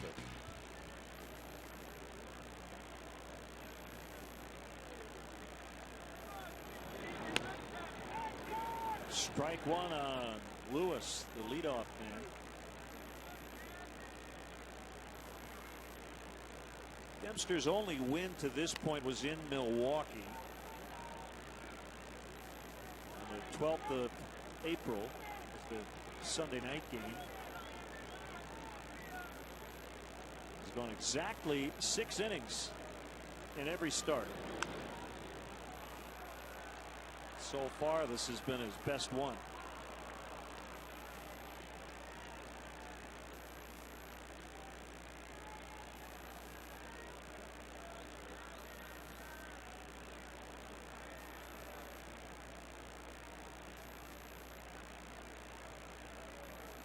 After Lewis, it's Edgar Renteria and then Pablo Sandoval if anybody gets on.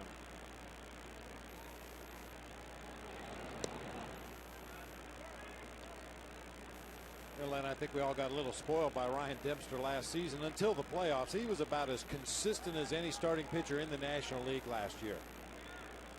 We use that phrase, give his team a chance to win a game, and Demps did that darn near every time he towed the rubber. 14 of his 17 regular season wins were here at Wrigley Field. Most home wins by a Cubs pitcher in a season since Fergie Jenkins won a club record 15 in 1967. Ball 4.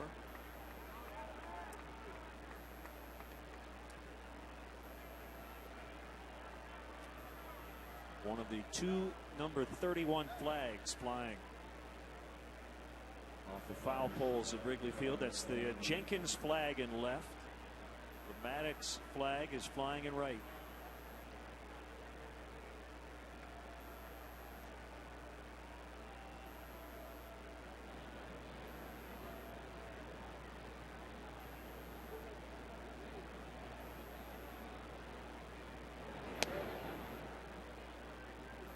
One and nothing on Renteria.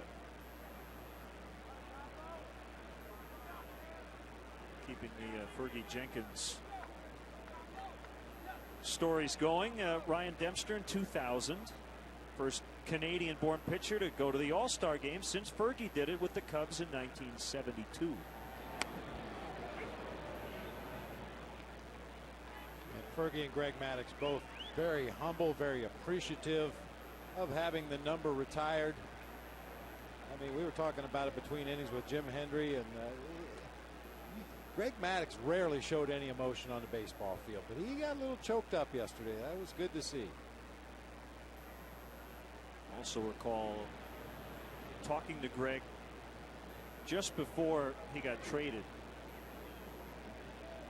in 06. Everybody knew it was going to be his last outing as a Cub, last few days as a Cub, and he got a little choked up then too. And Greg actually pitched here in the playoffs in the division series for the Dodgers, wrapping up one of their wins.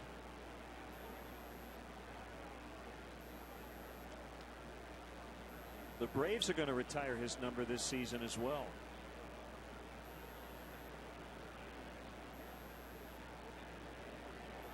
As they should. Yep.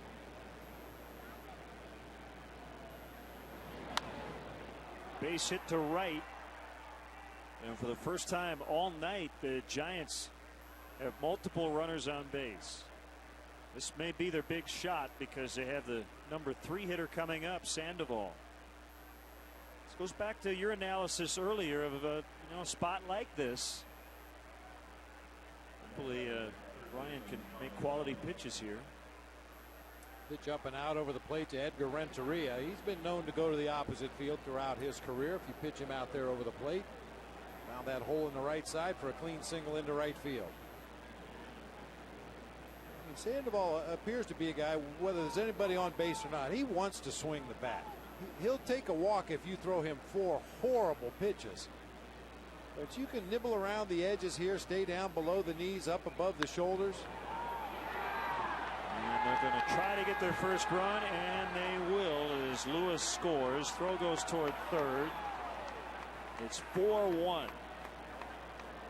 So he didn't wait around to hack. Got a pitch to handle.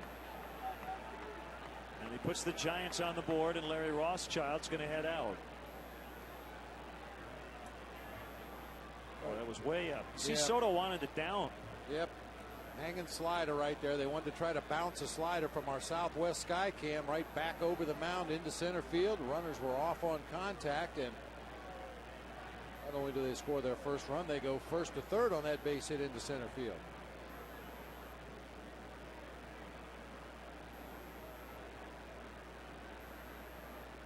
Prime double play candidate at the plate right now. If Dempster could get his pitches back down around the knees and below.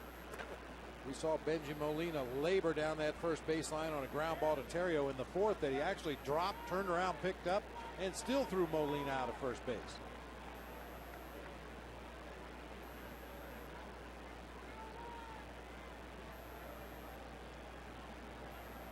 The pitch. Bouncer to third. Ramirez had to back up. They get one. It's dropped by Miles. They're going to give him the out as he dropped it on the exchange. Sandoval came sliding in pretty hard. But it looked like they had a golden opportunity to get that out at first. And Miles never did make the relay throw. It's now 4-2, and Molina will get an RBI. I'm sure if Miles handles this ball cleanly, once again from our Southwest Sky Cam, runner right on top of him at second base, hard slide in there. But Benjamin Molina was just a little over halfway down the first baseline when Aaron Miles got that feed from Aramis Ramirez. So they have now cut the lead in half. And a strike on Rowan. He is grounded out twice, once into a double play.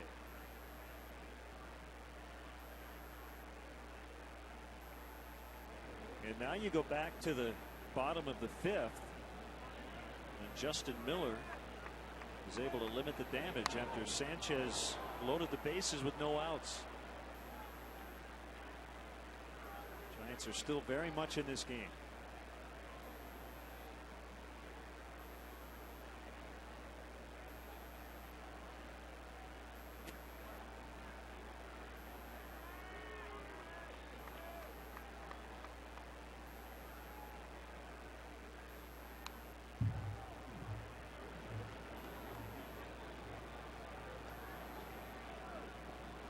Two strikes on Rowan.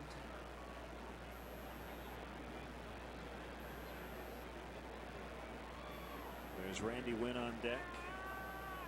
Quiet tonight, but a career .366 batter against the Cubs. Swing and a miss. Got him on the high cheese.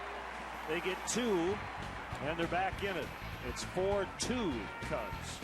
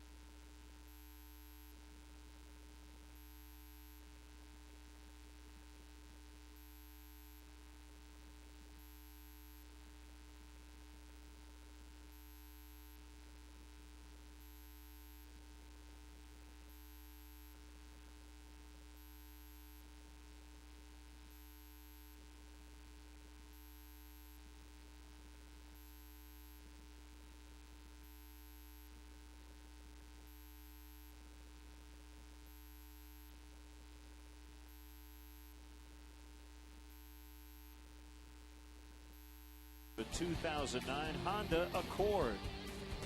Giants have struggled with runners in scoring position, even though they did get a couple runs to make it a 4-2 game. Ryan Theriot already matching his single-season career high with his 3rd home run. Top of the order, Soriano trying to get on base for the home run hitting Theriot as he faces Justin Miller. Did you think he'd be saying that when we left spring training? No.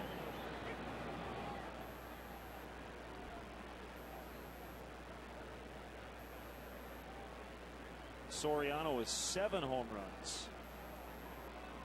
Fontenot's in 2nd on the team. He has 5. Kosuke Fukudome with 4. Then you have Ryan Theriot, Derek Lee, Aramis Ramirez with 3.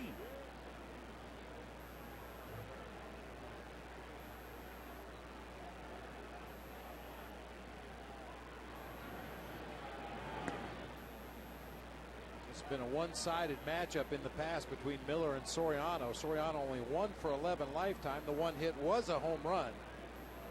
It's an .091 batting average with 3 strikeouts.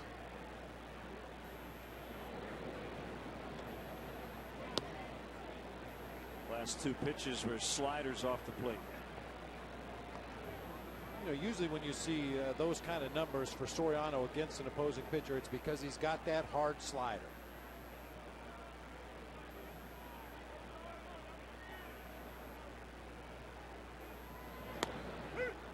Time he got him on the fastball.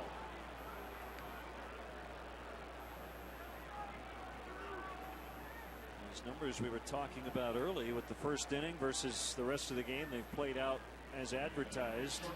Soriano 1 for 1 in the first, 0 for 3 since. But he has hit some big home runs in the late innings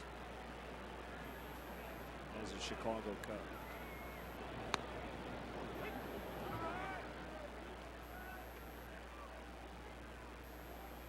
You know, when you think about the power surge by Ryan Theriot, it does make a lot of sense when you think about what opposing teams must say about Ryan Theriot in their advance meeting. You know, patient hitter, try to get ahead in the count. And that's usually going to be with a fastball in the strike zone. And in the past, Ryan Theriot would probably take that pitch for a called strike. But since his conversation with Lou Piniella, he's been much more aggressive early in the count and still has a good enough eye that he doesn't chase bad pitches. All about situational hitting and gaining experience, learning the opposing pitchers and opposing teams and what they're likely to do against you, and then try to take advantage of those situations.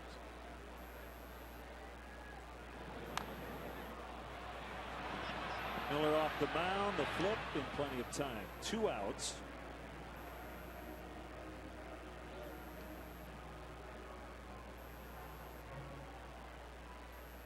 And it brings up Milton Bradley.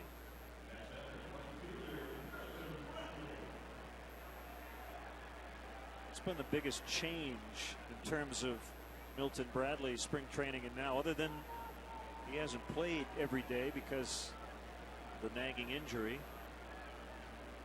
He talked about not getting a lot of good strikes to hit. He walked a lot early on in the season. He pops this one up. No play for Molina. Is there anything you see in particular? It looks to me like teams are really trying to pound Milton Bradley inside. I mean, they throw him strikes on the inside corner and then they go further inside. We talked all the way back in Mesa about how he stands close to the plate from both sides. And because he has such a good eye, I think he gets himself into some trouble taking early strikes and then chasing pitches off the plate inside. Little bouncer to Velez, and Miller works a 1-2-3 6th. We're off to the 7th. Win Ishikawa, and a pinch hitter coming up for the Giants.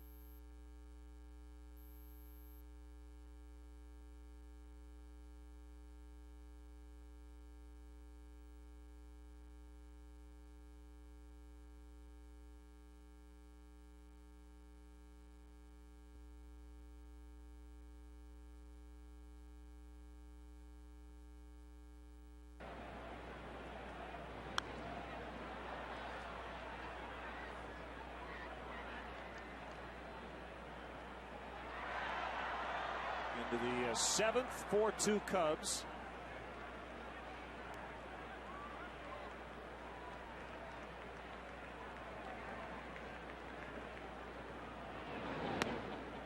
Outside. 1-1 on Randy Wynn.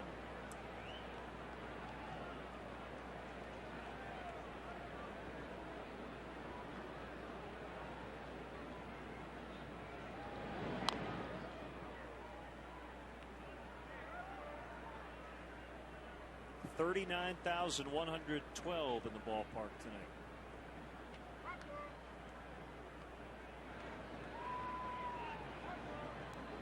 Getting ready for a 7th inning stretch. Members of the Chicago Red Stars professional women's soccer team will handle it. Former Cub Bob Howry will likely work the bottom of the inning. Swing and a miss. Strike 3. Time now for a look at our high-def shot of the game, sponsored by Comcast. Former Cub and current Giants broadcaster Mike Krukow, former battery mate of yours, in the booth next door, working with Dave Fleming and Dwayne Kuiper. Wants to flip that baseball throughout the 9 innings. He can never sit still. He couldn't sit still on the days he wasn't starting. He still can't sit still.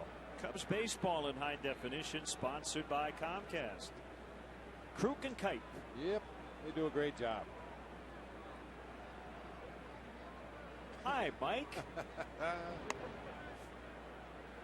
Still one of my favorite stories of all time involving Mike Krukow. His first day in the big leagues here with the Cubs. He was running along the warning track with the rest of the pitchers well before game time, and had just been called up, and a fan kept leaning over the left field bleachers saying, "Hey, number 39, what's your name?"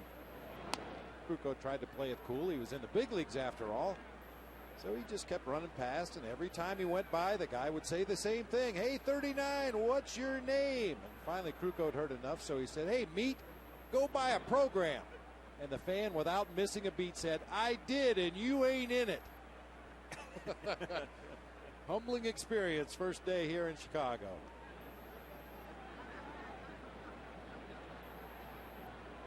The 3-1 to Ishikawa. Hit foul. Nate Scherholtz is on deck for the pitcher Miller.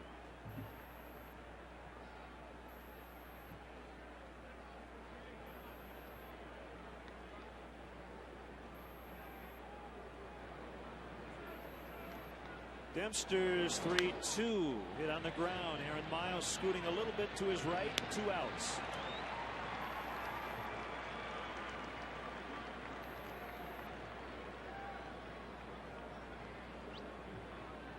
Action for the first time in the Cubs pen. Heilman the righty, Kotz the lefty.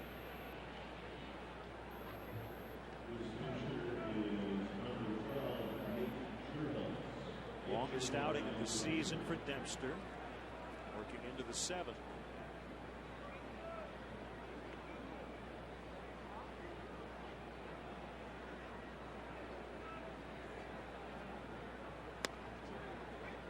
Strike 1. Scherholtz hitting .269 on the season, but he's been really good in pinch hit situations for Bruce Bochy. 4 for 8 on the season.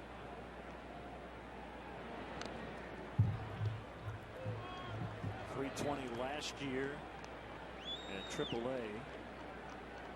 18 home runs in just 93 games.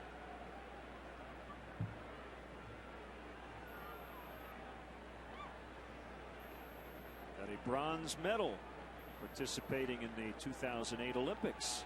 Team USA, Beijing. And a base hit to right.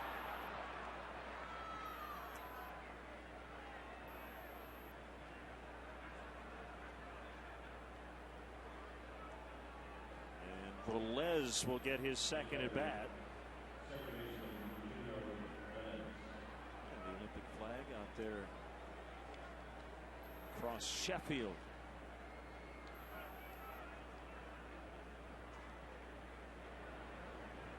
And maybe that's why Scherholtz has done a nice job as a pinch hitter. After going to 2 strikes, he really cut down on his swing, just made contact.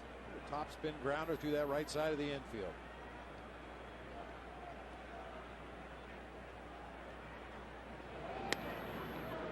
Called strike on Velez. 4-2 Cubs were in the 7th.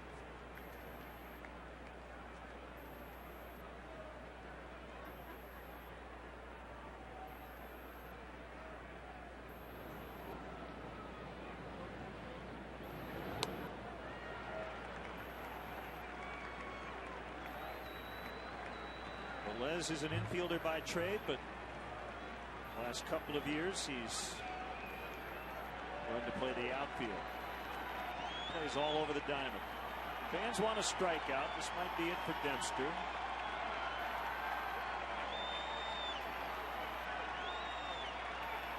And the pitch, he struck him out. Time to sing the stretch.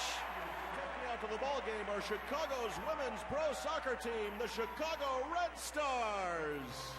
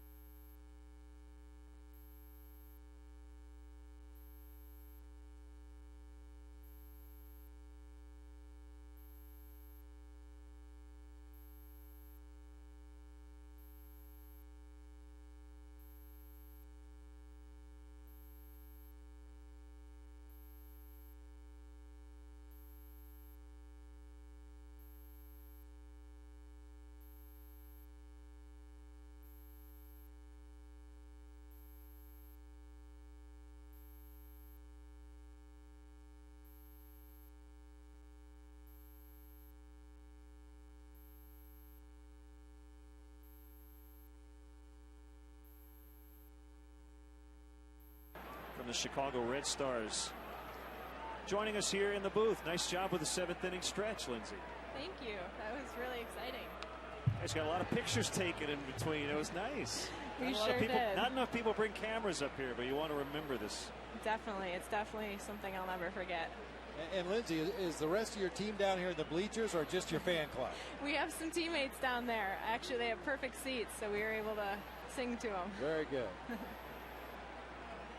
The 0-1 pitch to Lee is a strike at the knees. You're going to see a lot of fastballs from Bob Howery. We certainly know what he likes to do. So you guys are the only undefeated team in the league, right? I mean, it's early. It is. We played 4 games. Our next game is May 10th at 5 o'clock against New Jersey. So please come out. It's Mother's Day. We'd love to see as many people out as possible. That's at Toyota Park in Bridgeview. A good place to take your mom on Mother's Day. I understand the mom's going to be well taken care of that day. They will be. We're going to be giving out flowers, massages, and definitely making them feel special. We mentioned the Olympics. You are a gold medalist. That's pretty exciting. It is a great experience. And how many members of that team are with the Red Stars? We have 2 members from the Beijing Olympics on the Red Stars. We also have a lot of international superstars from Sweden, England, Brazil.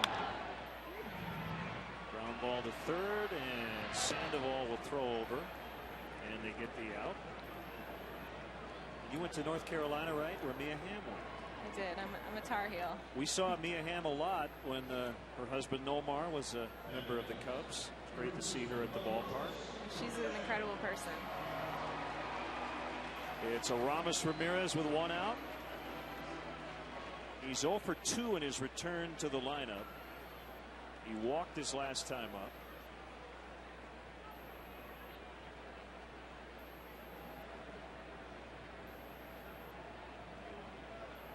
Pitch by Howery is fouled back to the screen. So again, 3 home games coming up this month at Toyota Park. The Chicago Red Stars, professional women's soccer. And Lindsay, thanks so much for the time. We appreciate you stopping by today. Great. Thanks for having me.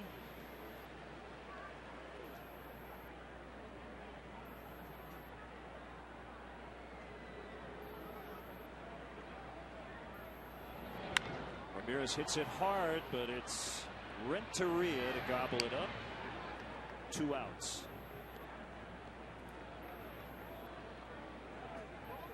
Wouldn't mind adding on a little bit here. And the Giants last in the majors in runs, but it's only with a 2-run lead, even though it seems like they've outplayed the visitors.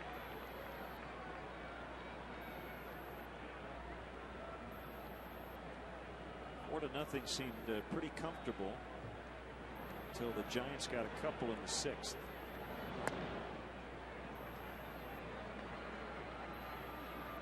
Marmol up in the pen, Dempster with the jacket on, having made 102 pitches through 7. Oh, cool night. What do you think? I think the fact that Marmol continues to throw down that left field bullpen in earnest. He's not just playing catch, he's cranking it up. I would have to assume that Ryan Dempster's night is over.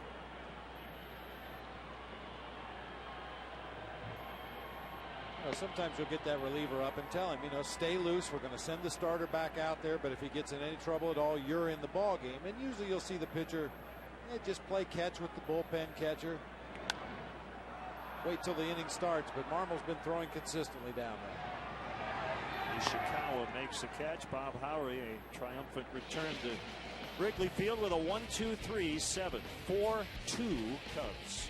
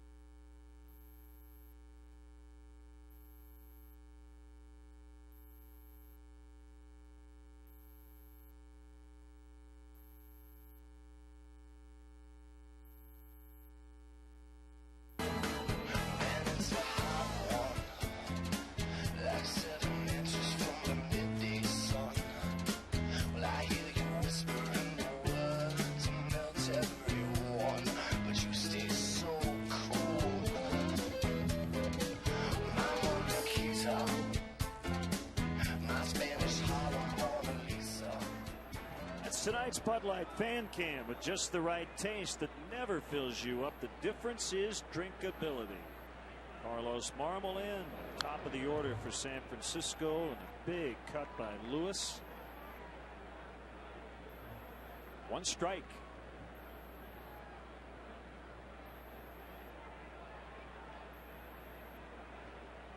Marmol gave up a leadoff homer to John Baker in the 8th yesterday. Walked the next hitter, Hanley Ramirez, and then got the next 3.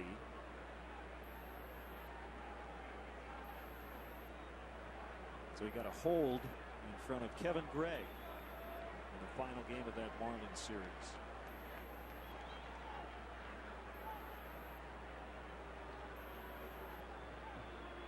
This is one of those situations we talked about, Len, when the controversy arose in spring training about Marmol or Gregg, who should close. And we talked at the time about, it just really depends on how the opposition's lineup rolls around. Past Ramirez. Terrio's throw is going to be late. It's an infield hit for Lewis. And here you have the Giants with the top of the order up in the 8th inning. This is where you'd really like to slam the door, don't allow the Giants to get anything going, and then turn the ball over to Kevin Gregg to finish it out. Hopefully, Terrio throwing on the run. Too much speed from Freddie Lewis as he's able to leg out that infield hit.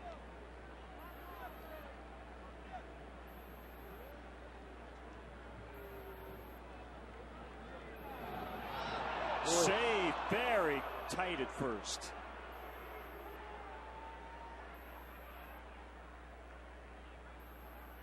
He was barely off the bag. Yeah, just standing with his hands on his knees over there at first, not really even working on his lead, and nearly got picked off.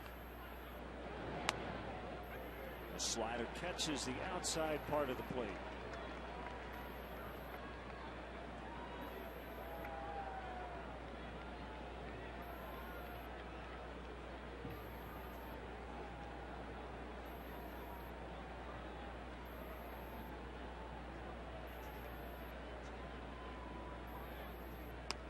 Another one caught the heart of the plate. Renteria spent his first 3 years with Florida, winning the World Series in '97. Then with St. Louis from '99 to '04. He's bounced around a lot since. Boston in '05, Atlanta in '06 and '07, Detroit last year, now it's San Francisco. Oh man, that's not fair. 3 sliders, and Renteria never did offer. Not only did he not offer, he shied away from the last 2. That front door slider starts on the inside corner, breaks right over the heart of the plate. Look at the reaction of Renteria. He thought that ball was going to be way inside. Hang with him.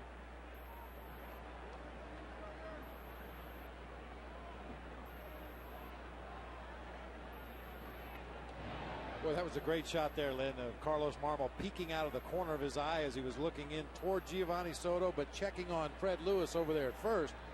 We see runners do that at first base from time to time as they take their lead and will peek in at the catcher.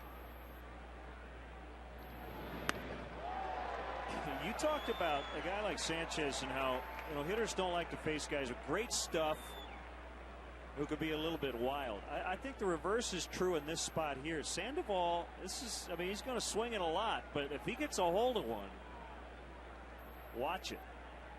Even with the wind blowing in from right. Here's what I was talking about a moment ago. Carlos Marmol was looking in at Giovanni Soto, but peeking out of the corner of his eye at Freddie Lewis over there, trying to catch him maybe between steps as he took his lead off at first base.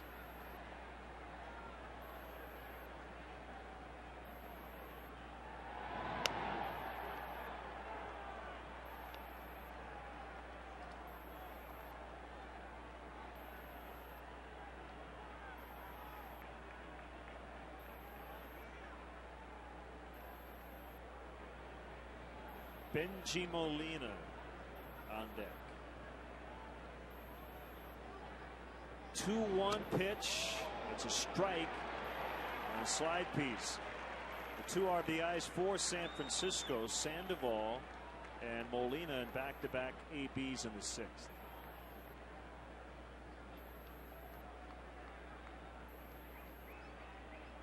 Ryan Dempster was really good tonight. 7 innings, only 2 runs. 3-2.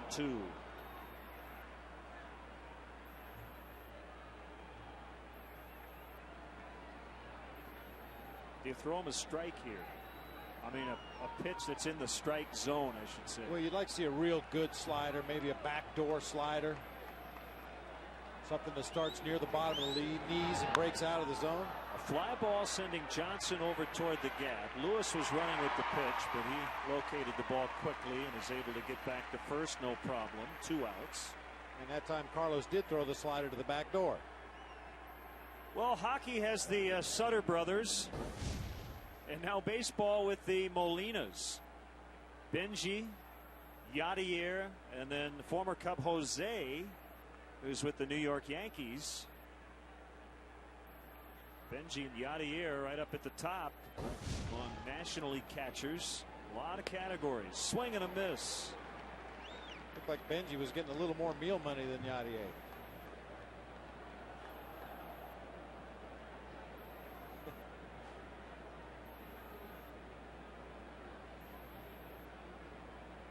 That wasn't a real flattering angle.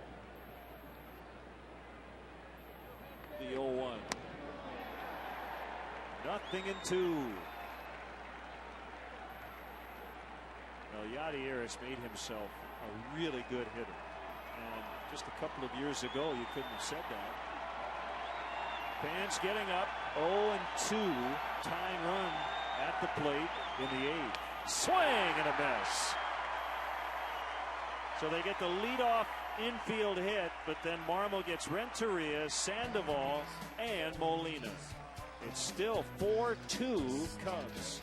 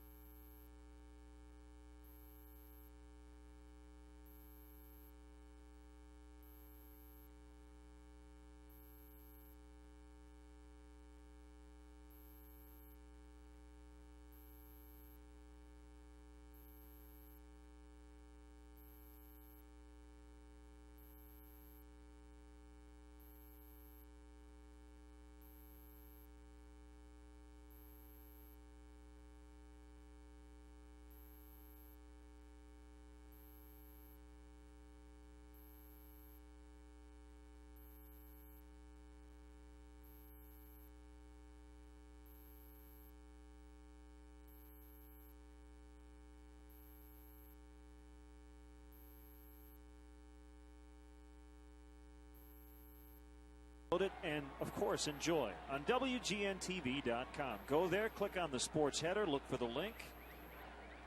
Make sure you check it out. Len and Bob's podcast. She's chanting.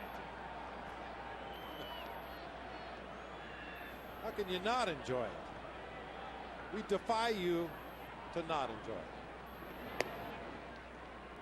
1 ball, no strikes on Reed Johnson.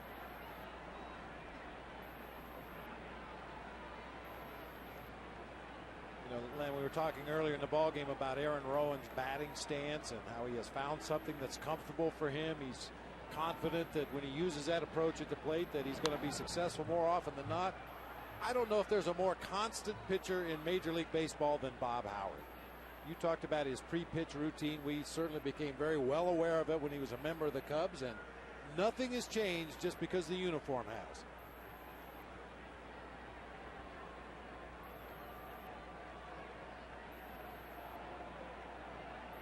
Signed as a free agent over the winter. The 5th round pick of the Giants in '94. If you'd like to send us an email, WGNCubsTV@AOL.com. We got one from Phil Behrman from Fort Wayne, Indiana.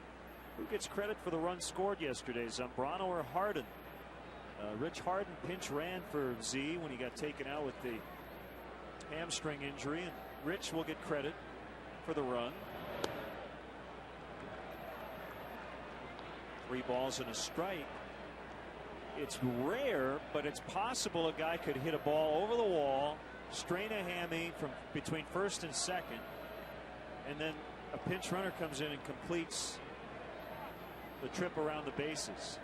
It has happened before, but what has to happen is where the guy goes down, the pinch runner has to come in from that spot and then continue to run around the bases. It's very bizarre looking, but it does happen. And I don't believe I've ever seen it happen. Gabe Kapler either ran for somebody or had somebody run for him with the Red Sox in Toronto a few years ago.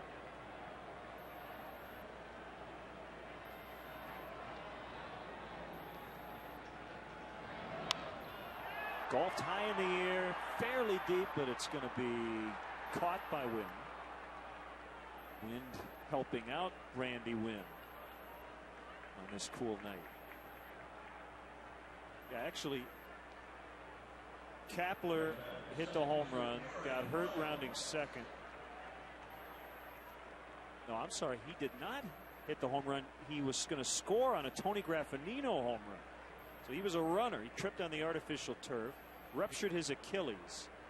Graffinino could not pass Kapler, so he had to stop and stand there while the Red Sox called on Alejandro Machado to run for Kapler.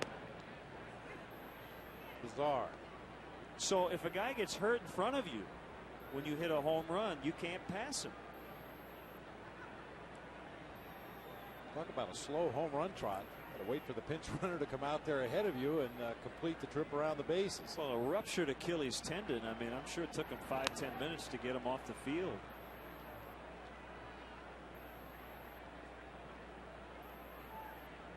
And I would guess if you had been the home run hitter, you probably would be credited with a home run, but not a run. The pinch runner would get the run. It seems like one of those rules where common sense should take over and say, hey, the guy would have scored. The ball was up in the seats. Let's just put him on a stretcher, get him off the field, keep the game moving here. It was a college softball player who tore an ACL and had to carry her around the bases. The other team carried her. The opposing team carried her around the bases. What a great display of sportsmanship that was. In the dirt. Probably a splitter, 2-2. Kevin Gregg is up, ready for the ninth.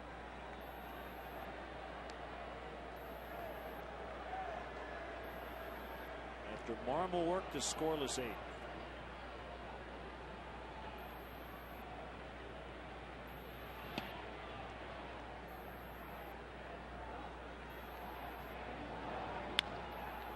Sharply struck, but right at the shortstop, Renteria.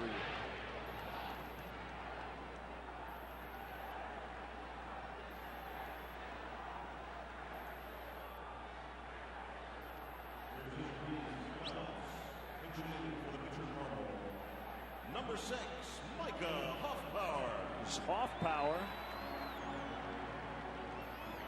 You know, I kind of agree with you, Bob, as he bats for Marmol. I kind of agree with you on the common sense part of it, but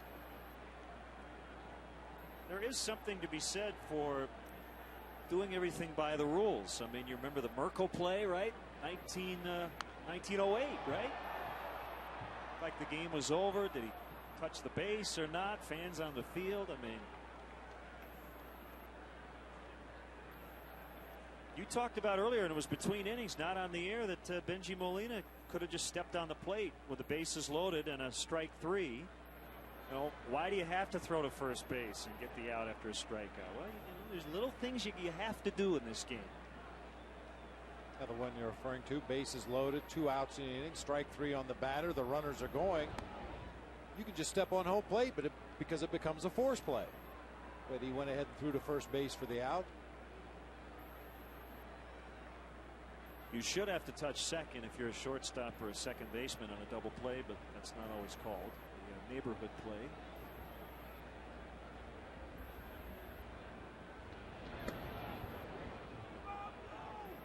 A lot of times if the ball beats you to a base on a tag play, runner gets called out even if he gets his foot in.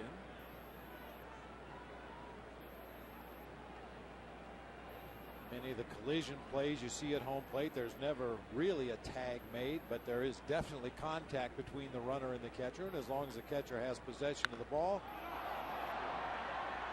Lewis streaking over, and it lands just foul.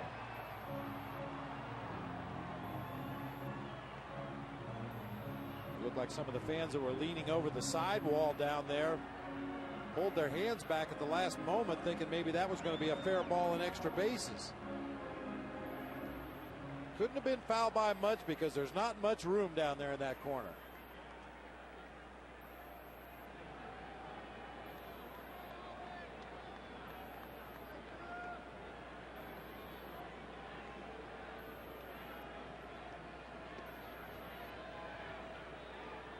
Two and two on the pinch hitter Hoffpower.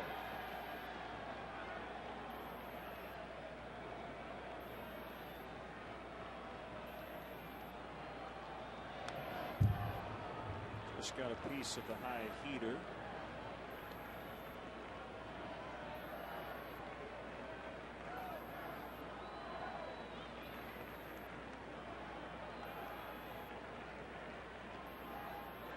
Alfonso would like another shot as the Cubs try to add on here in the 8th. Howery has retired all 5 so far.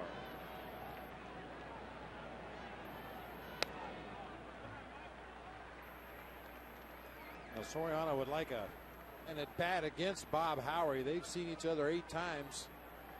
Soriano 3 for 8 with 2 bombs against Bob Howery.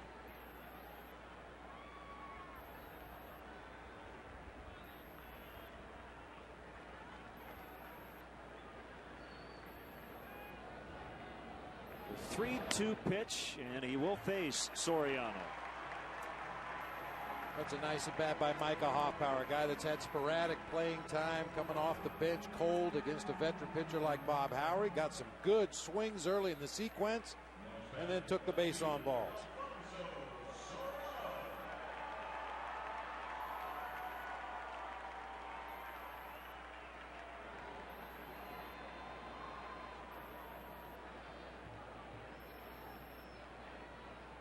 Three home runs in the late innings. In the early going for Soriano. Short lead by Hoffpower. The pitch off the outside corner. I'd say that a lot in this at bat. Yep. And that's been Howery's MO against all right-handed hitters. Fastballs toward the outside corner, an occasional slider starting in the same location, breaking off the plate away. He did elevate a couple fastballs to Micah Hoffpower. Good rip at a slider right there.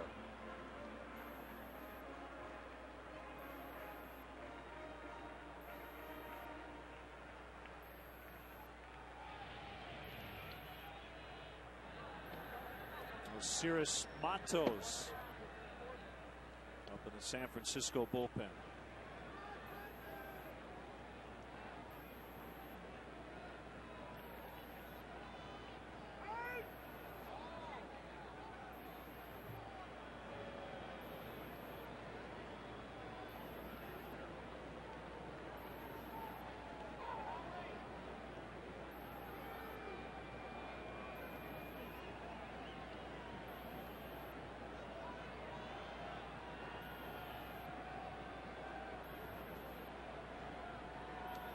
Howery always deliberate, particularly with men on base. He's going to throw over to first. Speaking of technicalities, there was a 4th out rule that came into play earlier this season. Makes my head hurt. You had runner at second, runner at third, 1 out, and a line out. The guy from third ran home without tagging. The guy at second was tagged out.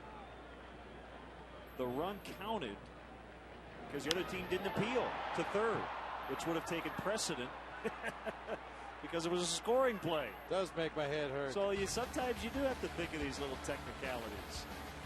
We know this. The Cubs lead 4-2 as we go to the 9th.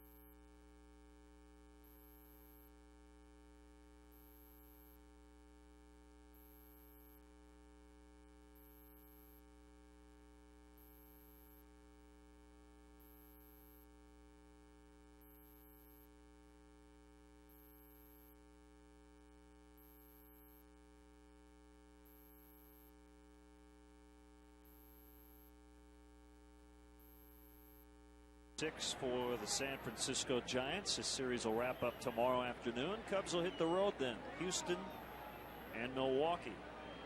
And Kevin Gregg trying to preserve this win for Ryan Dempster. Strike 1 on Aaron Rowan.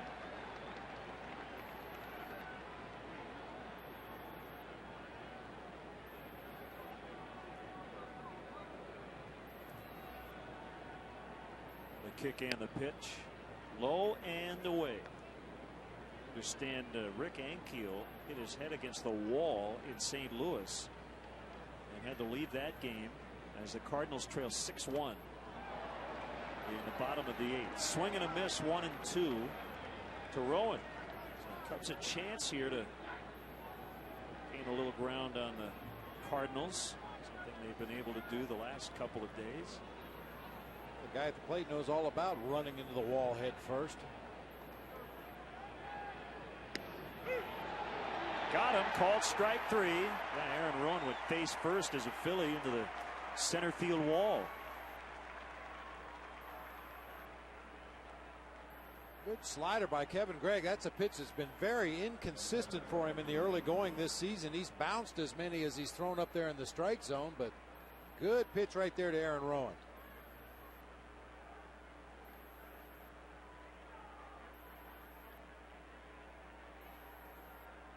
So he stays cold. He's 0 for his last 15, and it brings up Randy Wynn, who's 0 for 3 in the ball game.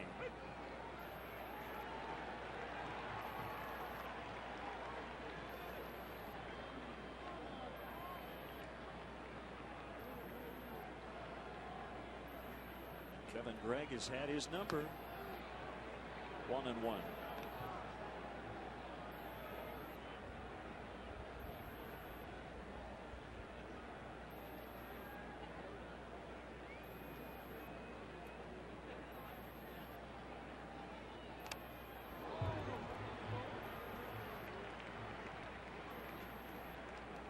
nitpicking a little bit, but I think if you asked Kevin, he'd tell you the same thing, that he'd like to be just a little bit more efficient. And when he has gotten the job done, it's taken him a lot of pitches. Scoreless ninth yesterday, but it took 23 pitches to get it done.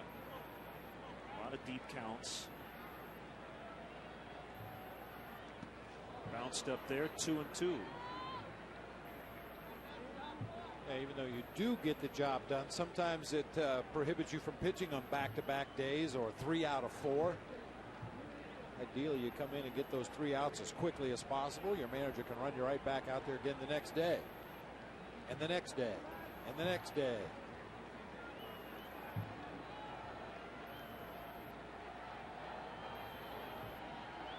Two on the way. We'll do it again. You believe Milwaukee did it again to the Pirates? They had a 4-3 lead in the ninth. J.J. Hardy tied it on a sac fly, and then Ricky Weeks hit a 3-run homer. 7-4 Brewers. They've beaten them 16 straight times. Wow. Ouch.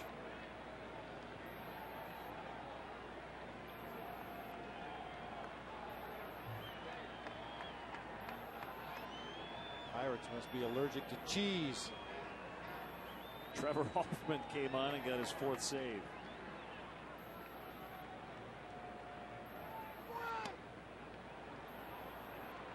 Three and 2.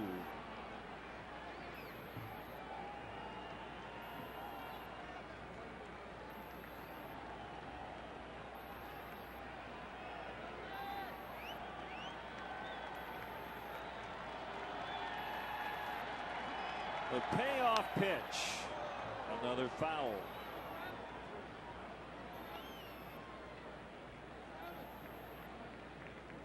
Very encouraging outing from Carlos Marmol tonight.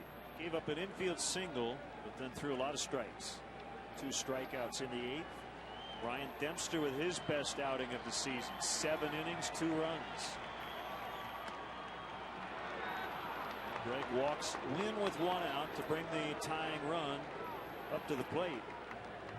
You know, and not to belabor the point with Carlos Marmol, I've talked about it repeatedly in the early going, but if you think about the number of innings he's pitched in the regular season and the very few outings he had in spring training, he's probably just now getting to the place where most of the relief pitchers were when they broke camp.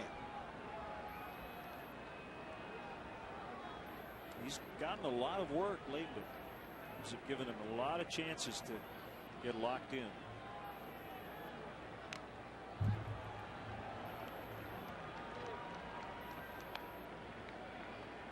One strike to Travis Ishikawa.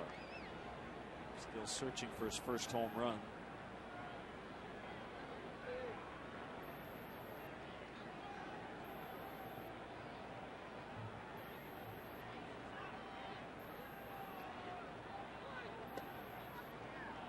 And handcuffed Soto.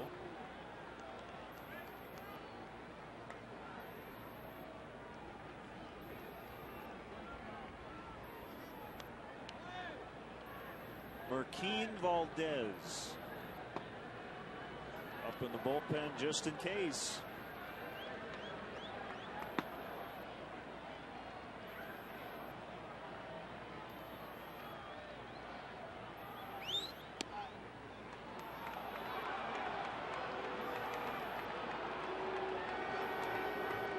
He's getting a little antsy. 2-1. Lou's getting a little antsy.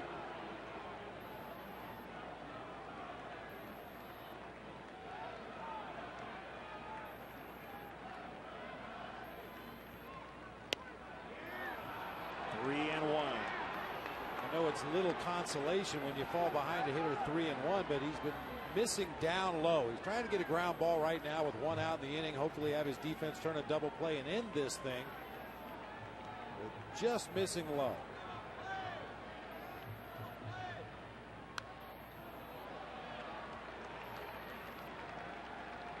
Well, he's 1 pitch away from ending it if he can get that ground ball.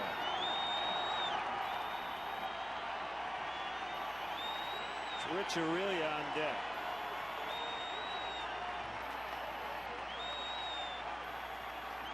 Wynn not running, and a foul. Still 3-2. Big blow tonight. Another Ryan Theriot home run. 2-run shot in the second to make it 3-0.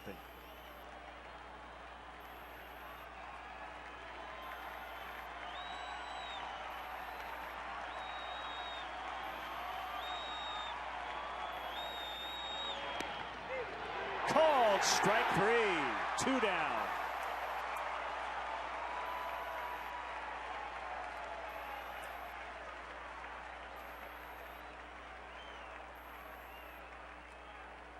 Lou indicating to Derek Lee he wants him to play right behind Randy Wynn over there at first base.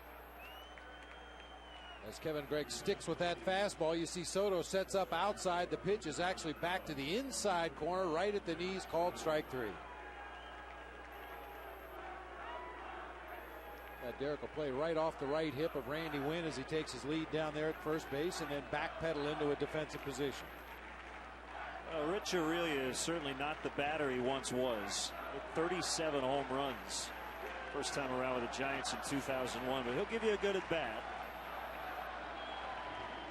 Wynn's going to head for second and get there without a throw.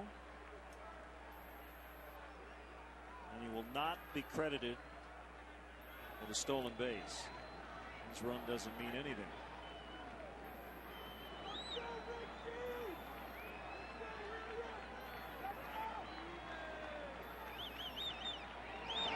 Swing and the miss. 1-1.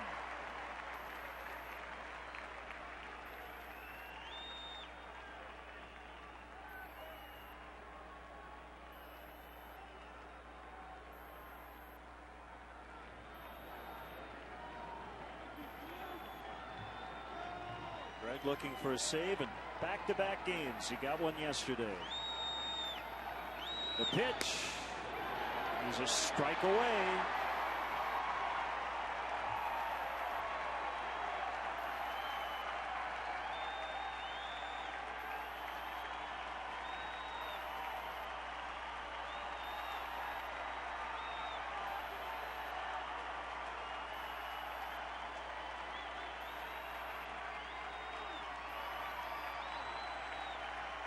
Here it is.